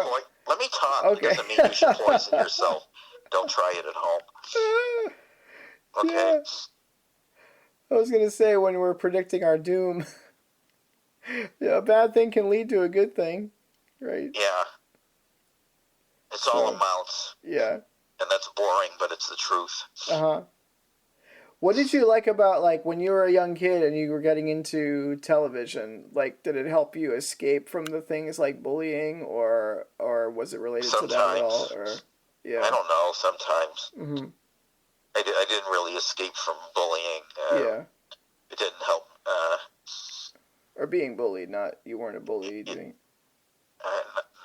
Almost never. Yeah. Maybe a tiny bit, a few, but it was bullying to me. Yeah. Yeah. What? Now we're going back 55 years again. Yeah, I watch TV all the time. Yeah. I wanted to be on TV. What was the story about when somebody in your house first got a TV? It was like a big deal or something? Yeah, I think it was when some people got a TV, it was a big deal way back then. Yeah. Yeah. Because only way you could see... I don't think it was a big deal when we... What did I say? think the only way you could see TV was to go to somebody else's house, and then When I got TV, I remember we watched The Monkees. The first thing we watched was an episode of The Monkees. That's all I remember. I don't remember anything else. Yeah. I think we had a TV when I was 1 year old in Cambridge, but I don't remember it. Yeah. And then we didn't have one for a while. Then we got one. Yeah. But I thought a lot of the shows that were on in the 70s and 60s were really badly written. I think they've actually gotten better than they were back then. Yeah. Were you like trying to write scripts then, or write like short stories or anything? I sent something to Saturday Night Live, and they didn't even open it. How old were you when you did that? So 21. Did you put I didn't send perspective scripts, TV teleplays when I was a child. No, I didn't do that. Okay. I wrote a long palindrome, and it got in a little academic book when I was like 15. That was one of the few things I did early in life. It was published in a book. I mean, I'm a late bloomer about a lot of things, but I was 15. Yeah, but at least you're doing it. Was published in a little book called Wordways. It's not a big thing. That's cool. Yeah, it's a little academic book from Butler University. Yeah, and I got in a few of them. And I tried to make it I don't want to talk about all this. Oh, that's interesting though. I know you for like a long time, and now I'm doing better things now. Yeah. So. But it's interesting to get those like on the record, because like I've known you a long time, and those things I never heard. Yeah, but before, a lot of them were bad, and what I'm doing now is more positive. Is turning out better. That's good. I mean, at least hundreds of people are seeing my work online. I'm not famous, but I have a following. Yeah. I'd rather talk about that. I think you are. Yeah, that's cool. And the book, I'll probably have to self-publish it, no matter how good it is, because it's so hard to get published by regular publishers, and they're dying out. So how did you when you were doing? I know we've talked about this. They call it Random House because it's like totally random. Yeah, you hate random things. When they think it's good enough to get published, it's like completely random. That's when I was taking my screenwriting classes at Grub Street, the Creative Writing Center in Boston. Last year, they would say like a lot of their classes are like on like novel writing and things, and people would say, "Well, I have this, this novel I'm working on. Should I turn it into a screenplay?" And they would say, what would the teacher say? They say, "Well, it's hard to get a screenplay produced, but it's also," he said, "it's easier to get a novel published, but it's hard to get a novel published. So you may as well just, I guess, do what you want to do. What you're." Yeah, because maybe it'll get published after I die or something, or maybe I will get it published. I tried to get an earlier version of it published, but it was too much heaviness, depression in it. You say lighten it up for the kids. I'm trying to explain it. For a first-time author, it can get away with that. A first-time author can't get away with that. Right. But a published author can make a really depressing, morbid book. Like Johnny Got His Gun is incredibly depressing. Yeah, that was but I think he already had books published before that. Yeah. And back then it was easier to get a depressing book published than it would, or than it. Now it's hard to get any book published. Yeah. Everything is online. When I say everything, I don't mean everything. 90% of books are online now, or people don't see any reason to have things on paper anymore. But there's a psychological reason. It just is better. It feels better to have the thing in your hands. I mean, you have a computer, an iPhone in your hands. What if you didn't even have that in your hands? Yeah. What if it was embedded in your head? That's probably the next thing in the next few years. Yeah, I think they're going to try to embed things under people's eyelids or in their heads. So. They'll just add it in when you're born, Yeah, the people are always talking about that. Yeah. It really will be. In the 60s, they were saying computers are going to take over. They already are, in a way. Yeah. Didn't you have a story like your father or somebody showed you like an early computer or something? Yeah, Like that? yeah. We went to. I was all excited about it, and it turned out to be pretty boring. We went to, I think, all the way out to Roslindale or something, and I thought it would be like computers on TV that have a lot of buttons and reel to reel, and all it was like part of a wall. Yeah. It was like a few panels on a wall. It's like, well, here it is. We saw and it. I don't know what I don't remember what the computer was for either. Yeah. It must have been pretty boring. Yeah. Just they were collecting data or something. Yeah. What we have now, the computers we have now, I don't think are really computers. They're like interactive televisions. Mm-hmm. Most of what they do is in computing. They compute, but they do mostly other things. Yeah. But like I remember like being in like grade school, and they'd say like you need to learn how to do this math in your head because you won't always have a calculator with you. And now, of course, like using the calculator is the most basic app with the phone. Yeah. Yeah, the iPhone. They compute, but most of what they do, it's misleading to call them computers. Mm-hmm. What they do isn't that intelligent. That's why they just say it's a smart device. It's a device. It's not that smart. I mean, the technology is smart. What most people use it for mostly isn't that smart. That's right. It's still the basic things. Online dating. Yeah, showing their cat climbing up on the drapes. Looking at porn. What they had for lunch. Right. Mostly it's used for that, or porn. Right, porn. I guess porn has a purpose, though. Cute animals. Yeah. Listening to music. That's okay. Yeah.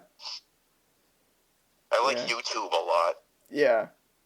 I think YouTube is great. Uh-huh. So I don't hate everything about computers. Yeah. Things like YouTube, like Vimeo, are good. Mm-hmm.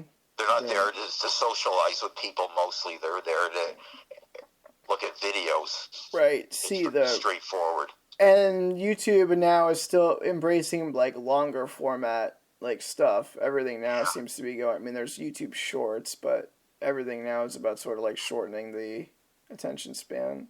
Yeah, I don't do TikTok because I just don't feel like doing a fourth. Yeah. But if anyone out there wants to help DL do a TikTok. What if anyone out there wants to? I think you could be popular. I'd probably get rid of Instagram if I could do TikTok because I don't like Instagram. Yeah. Instagram is my least favorite. Even though it's primarily visual with the art.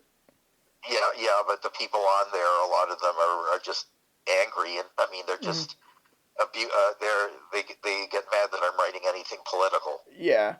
They're like young Republican. A lot of them are angry about what I'm writing. Mm-hmm. Yeah, that's interesting. But that's okay. Mm-hmm. I mean, I don't know. I don't like the way it's set. Instagram's set up, but Twitter is the least bad one, I would say. Yeah. Even though I hate the word Twitter. You get more of instant feedback from like some celebrities. I don't know how to describe what's wrong with them, but there's things wrong with Facebook and Twitter is pretty good. Mm-hmm. What's your favorite thing about? A lot of celebrities are on there, and I post on their Twitter feeds. Yeah. I know they don't see it, but some semi-famous people who are also posting see it. Yeah. And I don't only care about. You're gonna say I only care about famous people seeing it. I don't. But if I put it on a famous person's feed, it gets like 2,000 views instead of 20. But you also engage with some kind of like fringe, like political people, right? Or like but nothing much happens. Mm-hmm. I engage with political activists, and occasionally it gets on like an online magazine. Mm-hmm. But I think more the amount that I'm posting more should happen than that. Yeah. Well, it's tough. Like you have to have like the Huffington. Nancy Sinatra followed me for a while. Yeah. And the Huffington. John Cusack retweeted 3 pictures. Mm-hmm. The person who runs Ring of Fire Network retweeted 1 picture. Didn't you say they used it on their show or something without telling you? And they also retweeted on their website recently. Yeah. Yeah. When I started doing political, this is a long interview. It's we could do 15 more minutes. Are you sure it's still going on? Yeah, you didn't run out of space. It's still going on. When I first started doing Trump pictures. They put the first one on there. That's cool. But it wasn't one of my best ones. And Yeah. you couldn't read my name, but it's all right because it wasn't one of my best ones. Yeah. And so I told him, you used my work a long time ago. I'm sending you. He did use a picture of DeSantis. I was attacking DeSantis. He's horrible. I'm dissatisfied with him. Yeah. Yeah. Who was? Didn't you say you knew the guy? Or you talked to there was some artist who became known for doing some Trump sculpture in feces. Yeah. Something. I guess I can say Jeff Smith. Yeah. He did this horse Trump out of horse shit. He's a great. He builds things, as he says on Facebook. Yeah. He's really good. Yeah. Yeah. What was that about? Do you know, like, the backstory of that? Like, no, he just made it because he hates Trump like right. I do. He made he's Trump out of horse shit. He's made of horse shit, so let's do a sculpture of him in horse shit. Yeah. And it got more famous than what I'm doing. Is he from around here? Yeah. Boston? Yeah. Yeah, I went to school. The very short time I was in college was with him. I mean, I worked on his underground paper. Yeah. And didn't you say you did something in the regular paper and also the underground paper? Two underground paper. Yeah. Toxic Comics and BU Exposure. Yeah. At the same time, I was. This is another long ago thing. Yeah. Yeah. I used a pseudonym because I was attacking my father's boss, John Silber. Yeah. I used the name Leo. And I don't. So what? More stuff should have happened. Yeah. In my life, but well, that was. Says you. I mean. I also taught filmmaking to Eli Roth. If you want to mention that. That's right. We mentioned that a few times. Yeah. But yeah. Yeah. That's right. I'm not crazy about his movies, and they're not because they're violent. I'm just not crazy about them. You're just not really a horror. But fan, maybe right? we'll say I'm jealous. But isn't it possible that they could something could be bad and I'm jealous? It could be both at the same time. I guess so. I guess I'm jealous of how famous he got, and I was his teacher. Uh-huh. Yeah, so some aspects of that I'm jealous of. Yeah, Mm-hmm. At least I admit it. Yeah. But that was cool. I remember when we first. I think I helped you do like a MySpace page or something, and then. And he responded to it. Yeah, he responded like, "Hey, like Daniel, I remember all those films, and I was telling someone about." Like a Clickwork Orange. So all right, a famous person responded. Yeah. Yeah, but how many people? Like the fact that you were around in the formative years and stuff. Like, yeah, we didn't do stuff like the horror movies he does. His parents wouldn't have allowed me to teach that. Yeah. Yeah. But you did something where he was like a werewolf, or there was something. Yeah, else like but we never really finished it, and I gave him the footage that we did. Yeah. We did animations and stuff. What was the one you did with him called Faces? Because he mentioned, I remember that. What's it called? It was called Clickwork Orange. I thought he said animated an orange being taken apart and called it Clickwork Orange, like Clockwork Orange. Right. But it was and the Grapes of Wrath. What? The Grapes of Wrath. The Grapes of Wrath, but we just did like 3 seconds of that. We didn't finish it. Yeah. Because of them, they didn't feel like doing it. It was him, and his brother Gabriel is also they're called Eli Gabriel. He's like my brothers. He's a producer now. Does things too. That's and a friend named Adam. Yeah. Was in it, but I don't know him from Adam. Yeah. So but that was 1982. Yeah, but that's cool. Ancient history. Yeah. I'd rather talk about newer things, but all right. But other than the werewolf thing, what was some of the other the thing that you always talk about? You didn't do much, but what were the things that you did film? I didn't get much fame. I think I did a lot. Yeah. But, it's the overall story. It's What story? When you would how were you as a teacher? Like when you would teach those guys, I know you. Other than focusing on them, like how I had was your insomnia approach? then, and I just brought in my Super 8 camera, and I made some animation pictures. Yeah. And they did too. And sometimes we just sat around watching MTV. Yeah. They weren't didn't feel. I don't know how to say it. They were being lazy. Yeah. Well, obviously they outgrew the laziness part eventually. I guess so. I mean, they got. Yeah. So, He's famous. Yeah. I think he went to he did some. I mean, he did some work. I think he went to NYU or something. He did a lot of work. Yeah. Yeah. I feel like you're leading me into. I don't know. I'm trying to lead you to get into like specifics of there was the werewolf movie and then what and the Click with they weren't very good because they wouldn't do them. How many? They were just sitting around watching MTV in the basement. Yeah. And joking around because it was easier. Yeah. And we didn't. Well, make many films. they were like 10 years old. I mean. Yeah.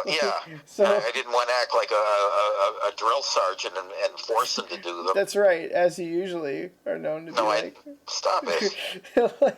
Knee-jerk insults. That's right. I didn't want to be an asshole teacher who forces them to do things. Right. But they wouldn't do them much. But we did like 3 or 4 films. But he wrote, and they weren't even finished. He wrote on MySpace when Inglourious Bastards was coming out, the Tarantino movies, and then we finished like 2 of them. I think he wrote when you and I put up a picture and tagged him. He wrote on something on Instagram that you were a good teacher. Oh, he did. Oh, yeah. Okay, so all right. Yeah. So that's he owes me a cameo in one of the movies. Our grandfather, who's out there listening. Yeah, he'll be like after he just emphasized how lazy I was as a child. Well, he was. Yeah, maybe he would find this funny. I don't know. He might. Not sure. Maybe I was lazy too. Maybe I just wanted to. New MTV was new, and I wanted. Yeah, to see maybe it. you wanted to watch it too. I wanted to see all the Prince and you wanted to see all the Melon Hurts So Good. Right. A song about blue balls. That's pretty funny. Yeah. It was finally a visual for all these songs that you were obsessed with, or not. I wasn't obsessed with them. Yeah. I liked music videos when they came out. Yeah. And it was new then. It was like the 1981. Mm-hmm. Yeah. That's cool. Have you done? Why can't we talk about newer stuff? I do have some things going on now. You're getting more pissed off as the show ends. I like. we talked a long time. I'm trying to compliment your celebrity connections, and you're just like, that guy was fucking lazy. You have more. You were extras in a lot of movies. That's right. Why don't you talk about that? Even though I'm the guest. I met Kevin Smith 5 times. If that means anything to people. Yeah. He said he would do the podcast, but I said no. We have to talk to DL a few times first. No, he didn't say he'd do it. You're trying to be funny. But he did say he would. We just haven't. I have to actually set things up. I think he did a podcast on the Big Bang Theory. One of the characters had a podcast. Mm-hmm. Yeah. A lot of pop culture geek types enjoy podcasting about their favorite shows. I watch that show, but I don't think it's that good anymore. Mm-hmm. I used to like it, now I don't. Yeah. But it's entertaining. Let me see about the extra work. Lawrence and I went. There was a movie. It was called The Lonely Maiden at the time, and they changed it to The Maiden Heist. Maiden Heist. And I lived with my grandmother at the time, and then when I got the check that said The Lonely Maiden, I think she thought I was in a porno or something. I think I said that on the last show. British genteel porno. But Lawrence, our friend Lawrence Holly, who co-hosted this show. Yeah. That's right. DL is no friend. What would you say? You're acquainted with him? He's my acquaintance. Yeah. He's another one of your Hollywood insider friends that you're disparaging on this episode. Okay, he's good. He's good. Whatever. I don't want to disparage anybody. Yeah. I'm just kidding. He's disparaged me, but that's I won't right. disparage him. So you got back. He does a lot of extra work. Yeah. But when we were here, it was like the coldest day of the year in 2007 in Boston, and in like December, and we were doing a scene and we were standing behind. It was Christopher Walken and Morgan Freeman walking up to William H. Macy outside of the Boston Art Museum. Yeah. And even Walken didn't know what to do in the scene. He was like, "What are we doing here?" So, and then one time when we did the movie My Best Friend's Girl, the comedian Dane Cook, like I was sitting on a bench in the scene with these two girls, and he fell on top of us, like flailed on top of us. As a joke? Yeah, and he goes, "Bet you weren't expecting that." And that was during my phase. And you interviewed Jerry Mathers. Oh yeah, we didn't interview Jerry Mathers from Leave It to Beaver, but when we first did with Lawrence and I and our friend Rod Weber, who's a documentarian, we rode cross country from Boston to L.A., the L.A. area, and we stayed with our friends in Santa Barbara. We went to you saw him while he was being interviewed. Yeah, we went to the Santa Barbara cable access station, and there was this guy, Ken Boxer, who did a talk show, and he was able to get some famous people on it, and Jerry Mathers was a guest on the show. So he was the first celebrity we met when we got to California in 2014. Yeah, people care too much about celebrities. Yeah. A lot of people who are complete unknowns are more interesting than a lot of these celebrities. That's right. A lot of it is the right time, right place kind of marketing. The world cares too much about celebrities and movies and TV, and I know I talk about those things. Yeah, people's values maybe I'm blaming myself too. Mm-hmm. I think everything is geared towards superficial things. Yeah. And I know that people need diversion and entertainment. Right, but there's like too much diversion from the real there's too problems, much of it, right? Yeah. There's too many channels, too many movies, and then a lot of them aren't good enough when you think of the budgets they have. Yeah. I know people are going to think I'm jealous. No. Maybe I am, but well, you can be both. I'm also right about it. You can be both. You can like be like jealous the and I could be right about it. You can like the art of movie making, but then also think that the industry is like too much or serves a if you think of there like 500 people are involved in a movie and then they should be better than they are. Mm-hmm. I mean, 500 people and it costs now like $30 million. Still have like shitty, goofy studio comedies. Yeah, and they have the goofy derivative comedies that aren't that funny. And the covers look like an IHOP menu item, like it's these bright, like shitty Photoshop. And the jokes are just a bunch of catchphrases or sexy jokes strung together, and there's they're not really. They have the shape of a joke without being a joke. That's interesting. Yeah. So they can. I read that in a book. I didn't. It sounds like a joke, but it's just a reference to an earlier. A lot of TV commercials have the shape of a joke, but they're not really jokes. Yeah. They make you think that. Just like some random thing, like it had a giant camel in it. Isn't it funny? He walked through an office. Like the Liberty Mutual commercials are terrible. Mm-hmm. Can I say that? Okay. Yeah, I don't think... You don't have any sponsors, do you? I was going to make a joke. I don't think Liberty Mutual is going to sponsor this show. But that's not the... They have horribly stupid commercials. They just... you could tell the contempt they have for their audience in the commercial. Yeah. What do you think of the Progressive insurance commercials that has that girl Flo? They're kind of dumb, but they're not as bad as the Liberty. Have you seen the one? You like Mad Men, so have you seen the one where John Hamm is in it? Yeah. He's like trying to ask. They didn't use him the right way. I don't think. It's like we have John Hamm for an afternoon. How can we use him for this? Yeah. He should have played off of his Mad Men character or done something more entertaining. What did you like about Mad Men? I like the earlier seasons. Mm-hmm. I don't know. It was pretty good at the beginning, and then it got worse as it went along. Isn't that true of most things? Yeah. Breaking Bad got better, and the Mary Tyler Moore show, the old one, got better. The first season was actually pretty bad. but most shows get worse as they go along. This episode got better as it went along. Don't you think? This episode, yeah. I think we did a good job with this. Yeah, I hope that the audio was there, and we did. Yeah. Yeah. Did you want to wrap? Is the light on the audio recorder and everything's? Yes. What was that sound? Does that mean we're out of? No. Okay. You know what the music means? Yeah. I kind of want to be like a sociologist, but I don't really know enough to do that.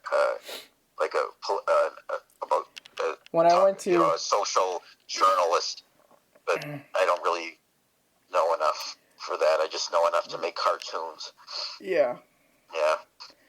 When I went to community college, you had to pick a social science elective, so I took sociology, like a one-on-one of sociology.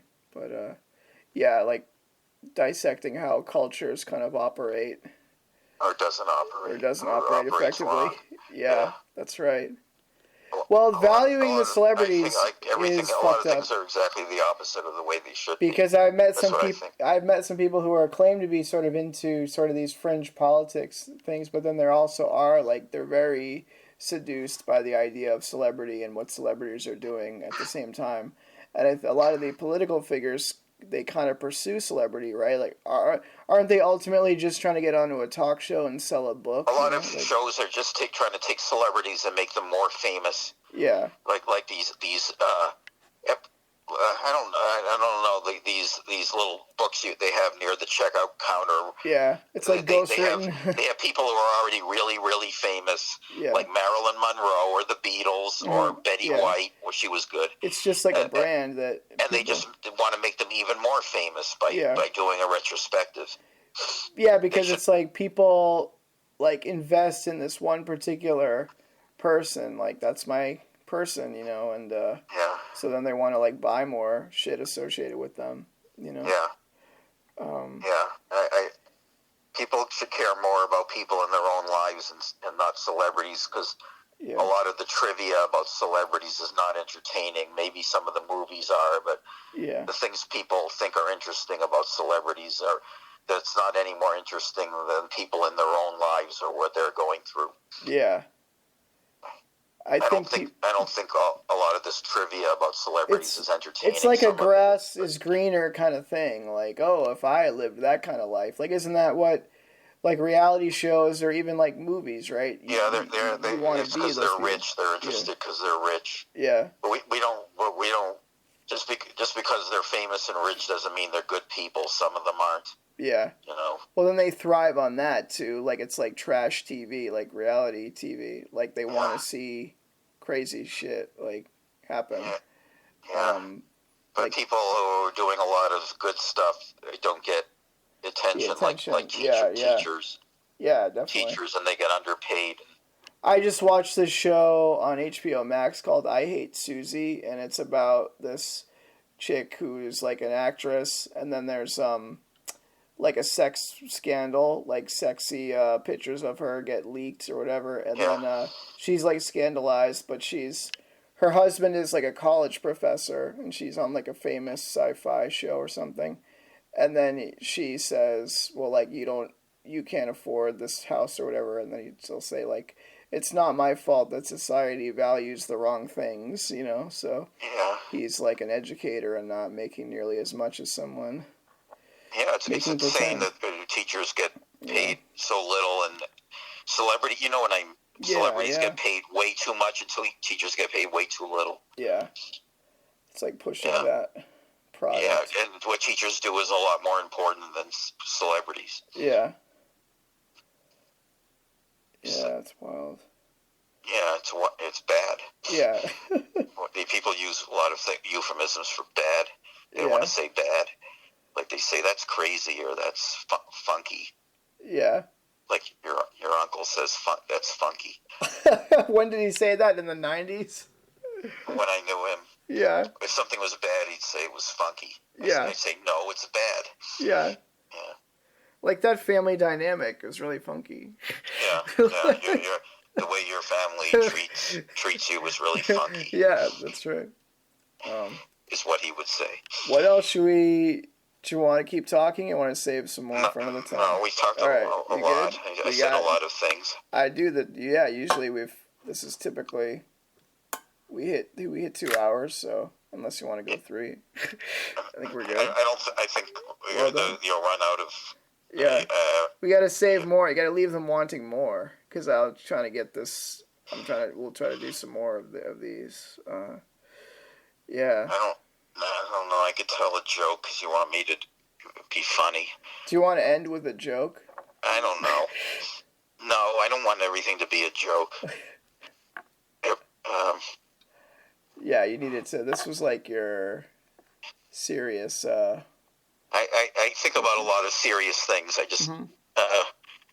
Just use humor as a way to. I use humor because everybody just wants to be entertained. Right. Maybe it's a self-conscious thing. I don't know. Yeah. But I think I'm good with words, but I have trouble with some. I mean, I think I'm good with words sometimes. Yeah. Yeah. So are you. Yeah. Thank you. Yeah, I always liked writing. You've gotten better at it. And wordplay. Well, I hope you used to be. I hope to evolve as I go. What? Yeah. The stuff you write, I mean, it's better than what you used to write when you tried to cram everything, all this self-promotion into one sentence. Now you're writing better, smarter things. The limitations of social media.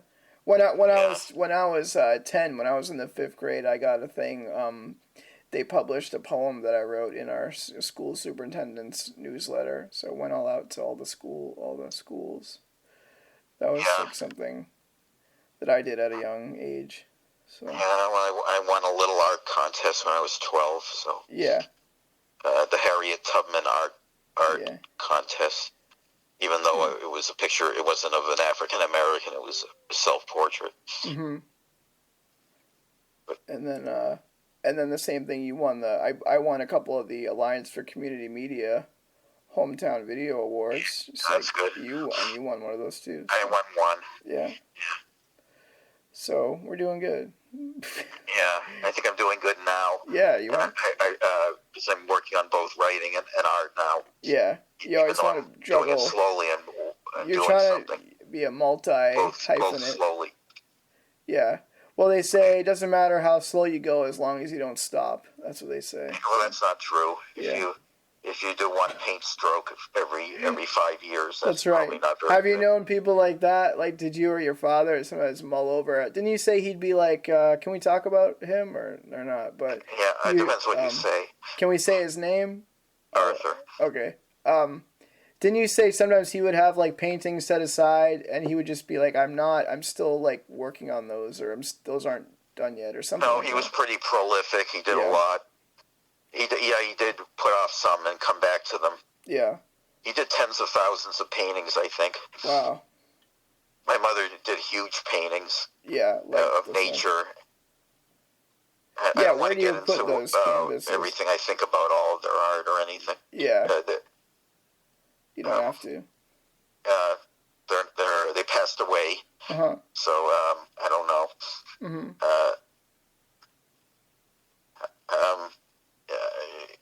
Yeah, there was art all over my house when I was growing up. You always said like people describe your father's art as like dreamlike, but was there anything else you'd describe it as? It's dreamlike. It was dreamlike. Yeah. It was a bunch of walls and fuzzy. They weren't blurry. They were like dreamlike. Mm-hmm. I don't know how to. Yeah. Dreamy looking.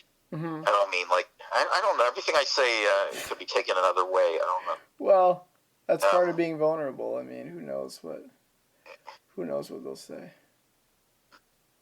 My mother's were like about like nature in New Mexico and caves and things like that. Yeah. How do you describe the themes in your art? Are there any themes that you see coming back? I have a lot of people smoking. I just do that because it's interesting to see Yeah. how the cigarette, the angle of the cigarette Yeah. kind of gives it a style. Yeah. That And was like a sexy thing in movies, though, too, back in the day that you can't do ananymore. It'd be like a character thing. I want to say that this art program, this disability, I'm not going to say the name of it. Yeah. This she saw that I was doing a picture of somebody smoking, and she got all upset. Yeah. Like they it's have propaganda. there are artwork of people killing each other That's and right. stabbing each other, but she got upset about that I drew somebody smoking. You were supposed to just draw superheroes like the rest of it. That's what some of them. Yeah, which I like superhero art, so I'm not making fun. Yeah, don't make fun of it. Yeah, I like it.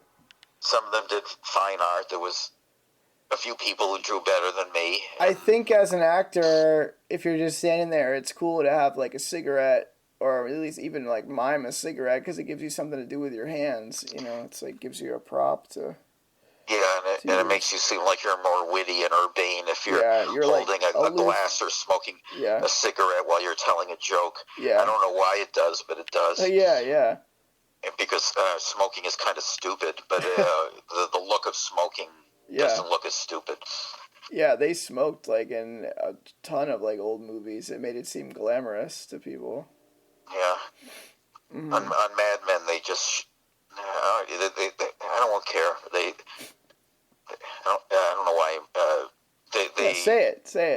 They showed it as much as they really did it, which was a whole lot. They smoked tons back in in an advertising thing in the '60s. The rooms were filled with smoke, and they smoked all the time, and they showed that. Which is, and they had doctors that smoked. And they tell them don't get cancer and something, and then they'd be smoking, you know. Yeah. They got to show all that how different everything was back then, and how hypocritical a lot of it was. That's right. People are more hypocritical now about other things. I remember my grandmother's house. She'd have like those old, was it like Life magazines or something from like the 50s, 60s, something where.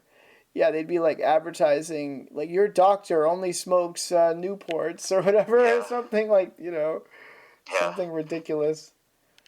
Yeah, or, you should smoke Newports because your doctor, Or they'd always describe it at what it was, right? It'd be like Newport, pleasure. And they always associated cigarettes with pleasure. Of course they did. Because of the nicotine high. Buy them. Yeah. They have little suggestive sex things in the ads that are...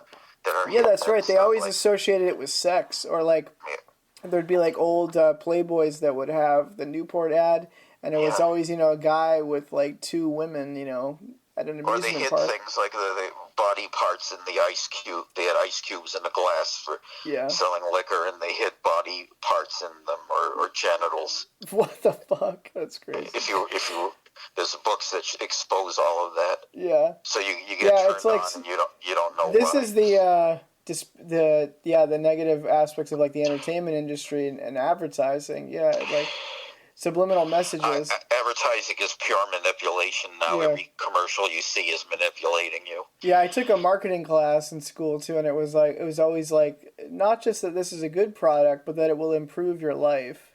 This, right? What Donald Trump is doing is exactly like advertising. Yeah. He's trying to create a reality that only benefits him by twisting words around. Yeah. And well, he's perfect for like reality TV because it's like you may not agree with him, but it's like people want to see what he's going to do next. It's like a shock jock type of a thing, like that was Howard Stern. Like you didn't agree, but you wanted to hear what he was going to say next. So the things that keep people interested in TV shows are not substantial things. Sometimes they're superficial. Yeah. And it's always leaving you hanging, so you'll sit through the next commercial break and buy the product. That's what the old ad model still subsists. People want to laugh or get turned on. Yeah. More than they want to help people. Just escape from it. Yeah, they want to escape from everything more than they want to do something that helps people. Yeah. And it's a matter of degree. A little of that is all right. So what would you say? Escapism is all right, but doing it all the time isn't. So what would you say we can do? Like they say, random acts of kindness. Like help people. I don't know, where you helping can. soup kitchens. I don't do it anymore, but I used to. Yeah. If you're younger and in good health. Yeah. I don't know. Help poor people. I don't know. Yeah. But I'm not. I don't have a lot of energy now to do those things. It used to be. I'm on medication and stuff. Yeah. Well, you're doing the best you could do. It used to be part of the doing culture. artwork. Yeah. It used to point be. Out what's wrong with the Republican so-called leaders. There used to be more of like a sense of community, like checking on your neighbors and helping your neighbors. Now if you can check on their neighbor, they'll call the police because they think you're stalking somebody. Yeah, that's another thing. People used to visit people in apartments when they moved in, like a new neighbor. Yeah. And if they didn't visit them, they thought they were weird. Now if they visit them, they think they're weird. Yeah. Now they think that they're stalkers or creepy. But if they back in like in 1930s or something, if you didn't visit your neighbor, they thought you were you'd creepy. go and like bring them a pie or something. Yeah, they used to do that. I think people around my building are friendlier lately. I'll say hi anyway. I try to do something. But everyone wants to. I mean, once they gave me a low-calorie cake that was terrible. One of my neighbors. He's not there anymore. Yeah. One Christmas, even though I don't celebrate Christmas. That's right. But that was a bit nicer than what usually, At least he did nicer something. Than nothing. Yeah. Yeah. A few of my neighbors talk to me, not much. Mm-hmm. All right, Cool. I think we've said enough. Are we good? Yeah, that's a good. I don't want to wreck anything. You don't want to. I want to stop when we're at a good point. All right. Cool. Yeah. So we won't overstay the welcome, but we'll do. Yeah. We'll do some more of these. Yeah.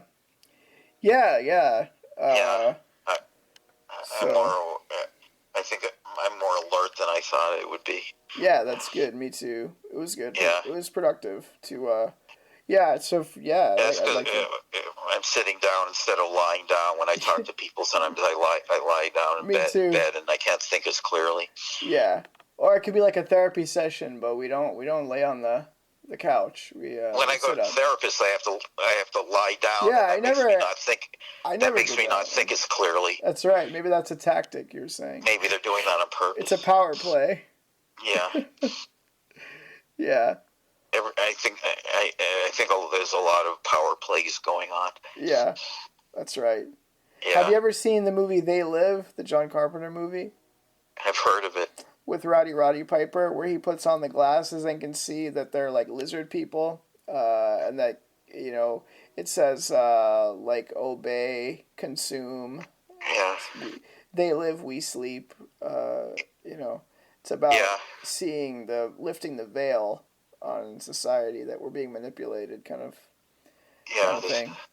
There's a lot of movies like that, and there should be. Mm-hmm. They should expose that idiocracy.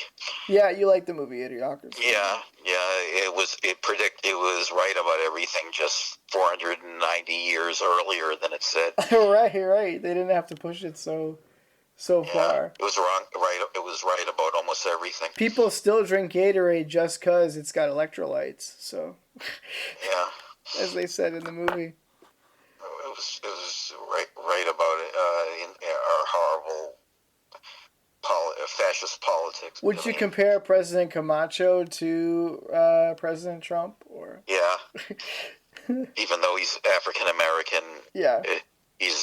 I don't want to talk about people. Okay. I don't want to talk about that. Okay. I wonder if they'll do a sequel to that. I like the Wilson brothers, so they should. They should, but it would be touchy. They'd have to do it just the right way. Mm-hmm. Yeah. Mm-hmm. Cool. All right. Yeah. So we'll do some more of these. Yeah. I am still doing political things, but sometimes I'm doing pro Democrat stuff because now we have a Democrat president.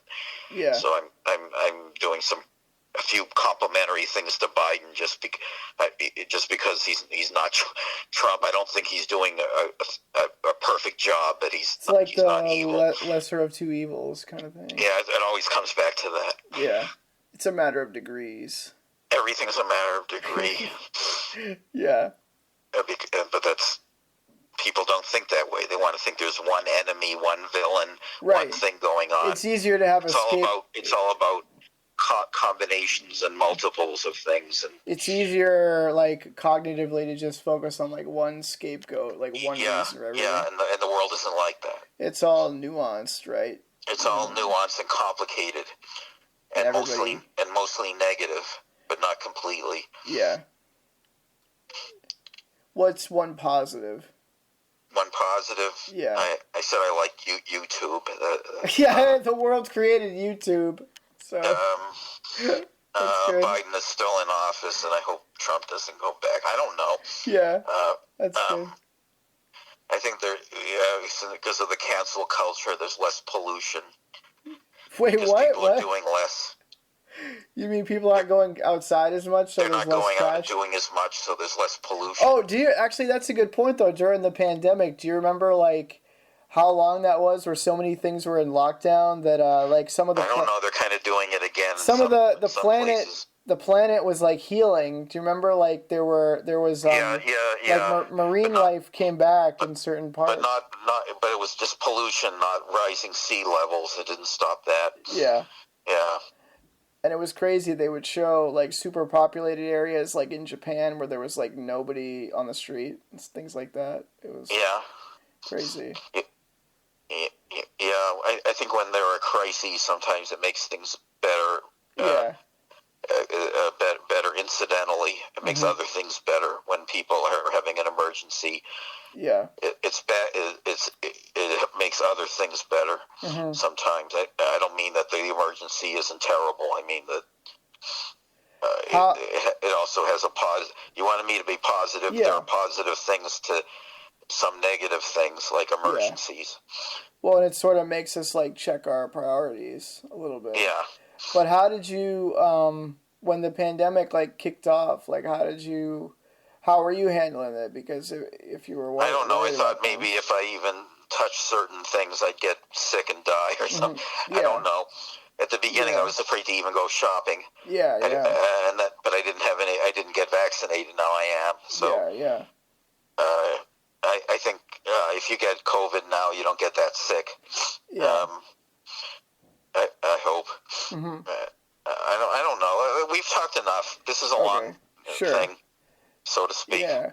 We'll get out of here. It's a joke. Yeah, that's what she said. That's what she said. It's a long thing. Or he said. Or he, if you don't want to. Or they. They if they're. If they're non-binary. That's what it said. Yeah. Yeah. All right. Cool. So that's D.L. Polonsky, artist, writer, and sometimes filmmaker. And they can find you Twitter, Facebook, Instagram. Yep, just all look that up stuff. d.l.polonsky at hotmail. That's my email. Yeah. You can say that at d.l.polonsky at hotmail.com, but look up d.l.polonsky on social media. They can see except for TikTok, cartoons. which I can't deal with. Yeah, not yet. Maybe later in the year. Maybe when I'm 80. Some more things. I got rid of Instagram. I don't want to do more than 3 of them. You're biding your time, like because of Joe Biden. President Biden. Yeah. that trumps everything. That's right. We got to play the Trump card. Yeah. Yeah. He's horrible. Yeah. Is that the Trump's final? Horrible. On that note. Yeah. Hey, man, so it's me, Michael Phelan O'Toole. Not failing, but not failing. He's succeeding. Phela. And we're turning the sinking ship around here, continuing the experimentally ill journey with our podcast. This is episode, for all those obsessed with numbers, episode 111 we just did today. So it's just because nice someone's interested in something doesn't mean they're obsessed with it. Yeah, that's true. Yeah. Um, Well, that's okay. right.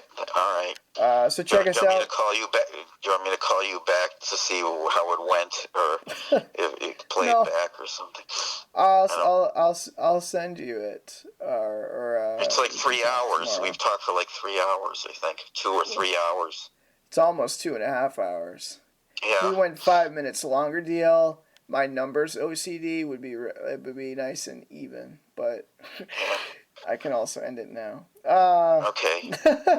So check out the show, man. Lots of cool artists Yeah. from New England and beyond.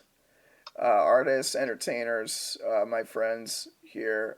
Check us out. You can find us on Apple Podcasts, Spotify, Stitcher, Anchor.fm. Anchor. I never heard of that. Lots Okay. of them. That's how I put it up on there, and then it distributes it to the other Yeah. channels. But yeah, I mean, it began way back 2012. You were part of the film festival, DL, that we did, the Yeah. experimental festival. Yeah. And then we started doing it as a radio show, and then I said, hey, Yeah. let's do a podcast. And Yeah. always like talking to people and documenting interesting people I run across, such as yourself. So it's Thank you. cool to do it. You're interesting too. Thank you. But I don't want to. But it sounds like we're just superficially complimenting each other. But we are interesting. Isn't this what the real celebrities do? Is like there they are again, just Yeah. patting each other on the back. Right. Well, yeah. But why not? Why? I mean, society doesn't always give us enough That's right. Support. attention, so maybe we have to do it ourselves. That's right. You have to do. Yeah. That's part of the DIY thing that I like. Is Do it yourself. You do it yourself. Support self. Do it yourself. Compliments. Yeah. Which sound well, conceited, but you didn't wait around to make movies or make your art. You took it upon yourself to start it up too. So. Yeah. Right. I did that when I was had art all around me. But that's my right. parents didn't make films, though. I came up. Yeah. With that myself. Yeah. Were they impressed by that? You keep going. How long is this going to be? We've already done a lot. This is like give somebody a break to go to the bathroom or something. That's right. Well, they could pause it too. It's sort of on demand. Okay. Yeah, I forget about all the all the things That's they can right. do with. Can you imagine if there was only if this was like radio and there's only like one channel and they just have to listen to this? There might be somebody listening who has a long commute. Like I would listen to podcasts on the subway or during a long ride, like a car ride or something. I don't know. You could start it at one end of your trip and then listen to the rest on the other end of it. Yeah. You couldn't do that with an old-fashioned radio show, I guess. I don't know. Right. If it only played... You can, on archive.org, where these podcasts are, you can also find old-timey radio shows that are like that. Yeah. I don't know. What? I don't know what to say. It sounds like I wanted to end this before. Okay, right. Well, it was still good. We were about to end it, and this is called when you overstay your welcome, and it's like. Yeah. Where is it? I don't know much about this technology. I just know that it's not good for as a replacement for physical contact or socializing. Right. Yeah, but all right. Let's wrap this up. Okay. Sure. Let's do it. So it was January 18th, 2023, episode 101 of Experimentally Ill. Once again, experimentally.com. And for D.L. Polonsky, I am Michael O'Toole. And we'll see you. And what do we used to say? Where there is an ill, there is a way. So be part of the experiment. Real pain from, you could say champagne for my real friends and real pain for my sham friends. We could say that. Or we could say... I almost ruined it. Be part of the experiment. Yeah. Thanks for... Or there's a madness to my method. That's right. We'll work out some new like clothes and There's some catchphrases. words for you. Yeah. I mean, they're all, it comes down to words. That's right. Well, especially on a talk show, if you don't have words. Yeah. Like, you know what I'm impressed by? Yeah. It comes down to catchphrases that bothers me. That's right. That's what we try to be less like a shticky kind of radio show thing. But sometimes it's fun to have some catchphrases. Being superficial is fun sometimes. Yeah. All right, we're over. That's a good place to end. Okay. Here, that's it. All right. Thank you for having me on and all that stuff. Okay. Thanks for doing it. Do you want me to just hang up on you, or Sure. How do you end it usually? Well, I was gonna do my catchphrase, but say your catchphrase. Didn't you just say it? Yeah, I said, "Where there is an ill, there is a way." Okay, this is starting to get drag on. Let's just quit while we're ahead. All right. Well, let me finish the catchphrase, and then. Where there is an ill, there is a way. So, be a part of the experiment, right or wrong. You already said that. Okay. Well, I'm trying to say it, and you keep stepping on it. Rod Weber's thing when he worked at WFNX, he said the one instruction they gave him is don't step on other people trying to say their line deal. Okay. I mean, I think this might do with a little editing toward the end. All right. Well, possibly, or one could say this is that much more authentic to end this way. Yeah, we're acting like flawed human beings instead of robots. That's right. Okay, let's go. And you would know about that. Where there's an ill, there's a way. So be part of the experiment right here on. I'm not robotic. Experimentally ill. Mentally ill. All right, I admit. I'll say I said experimentally ill. I don't consider that an insult. Experimentally ill. It's the name of the. Yeah, I don't consider mentally ill gives a lot of suffering, but it also makes creative stuff better sometimes. All right. So whatever. Okay. Okay.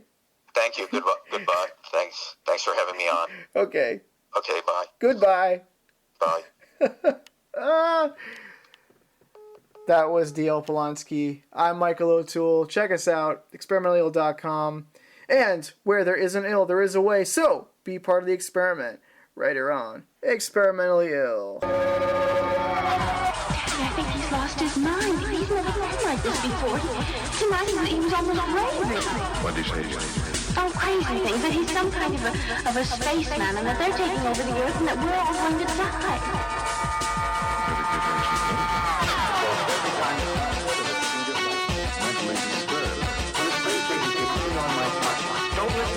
They told me to keep in mind the scientific and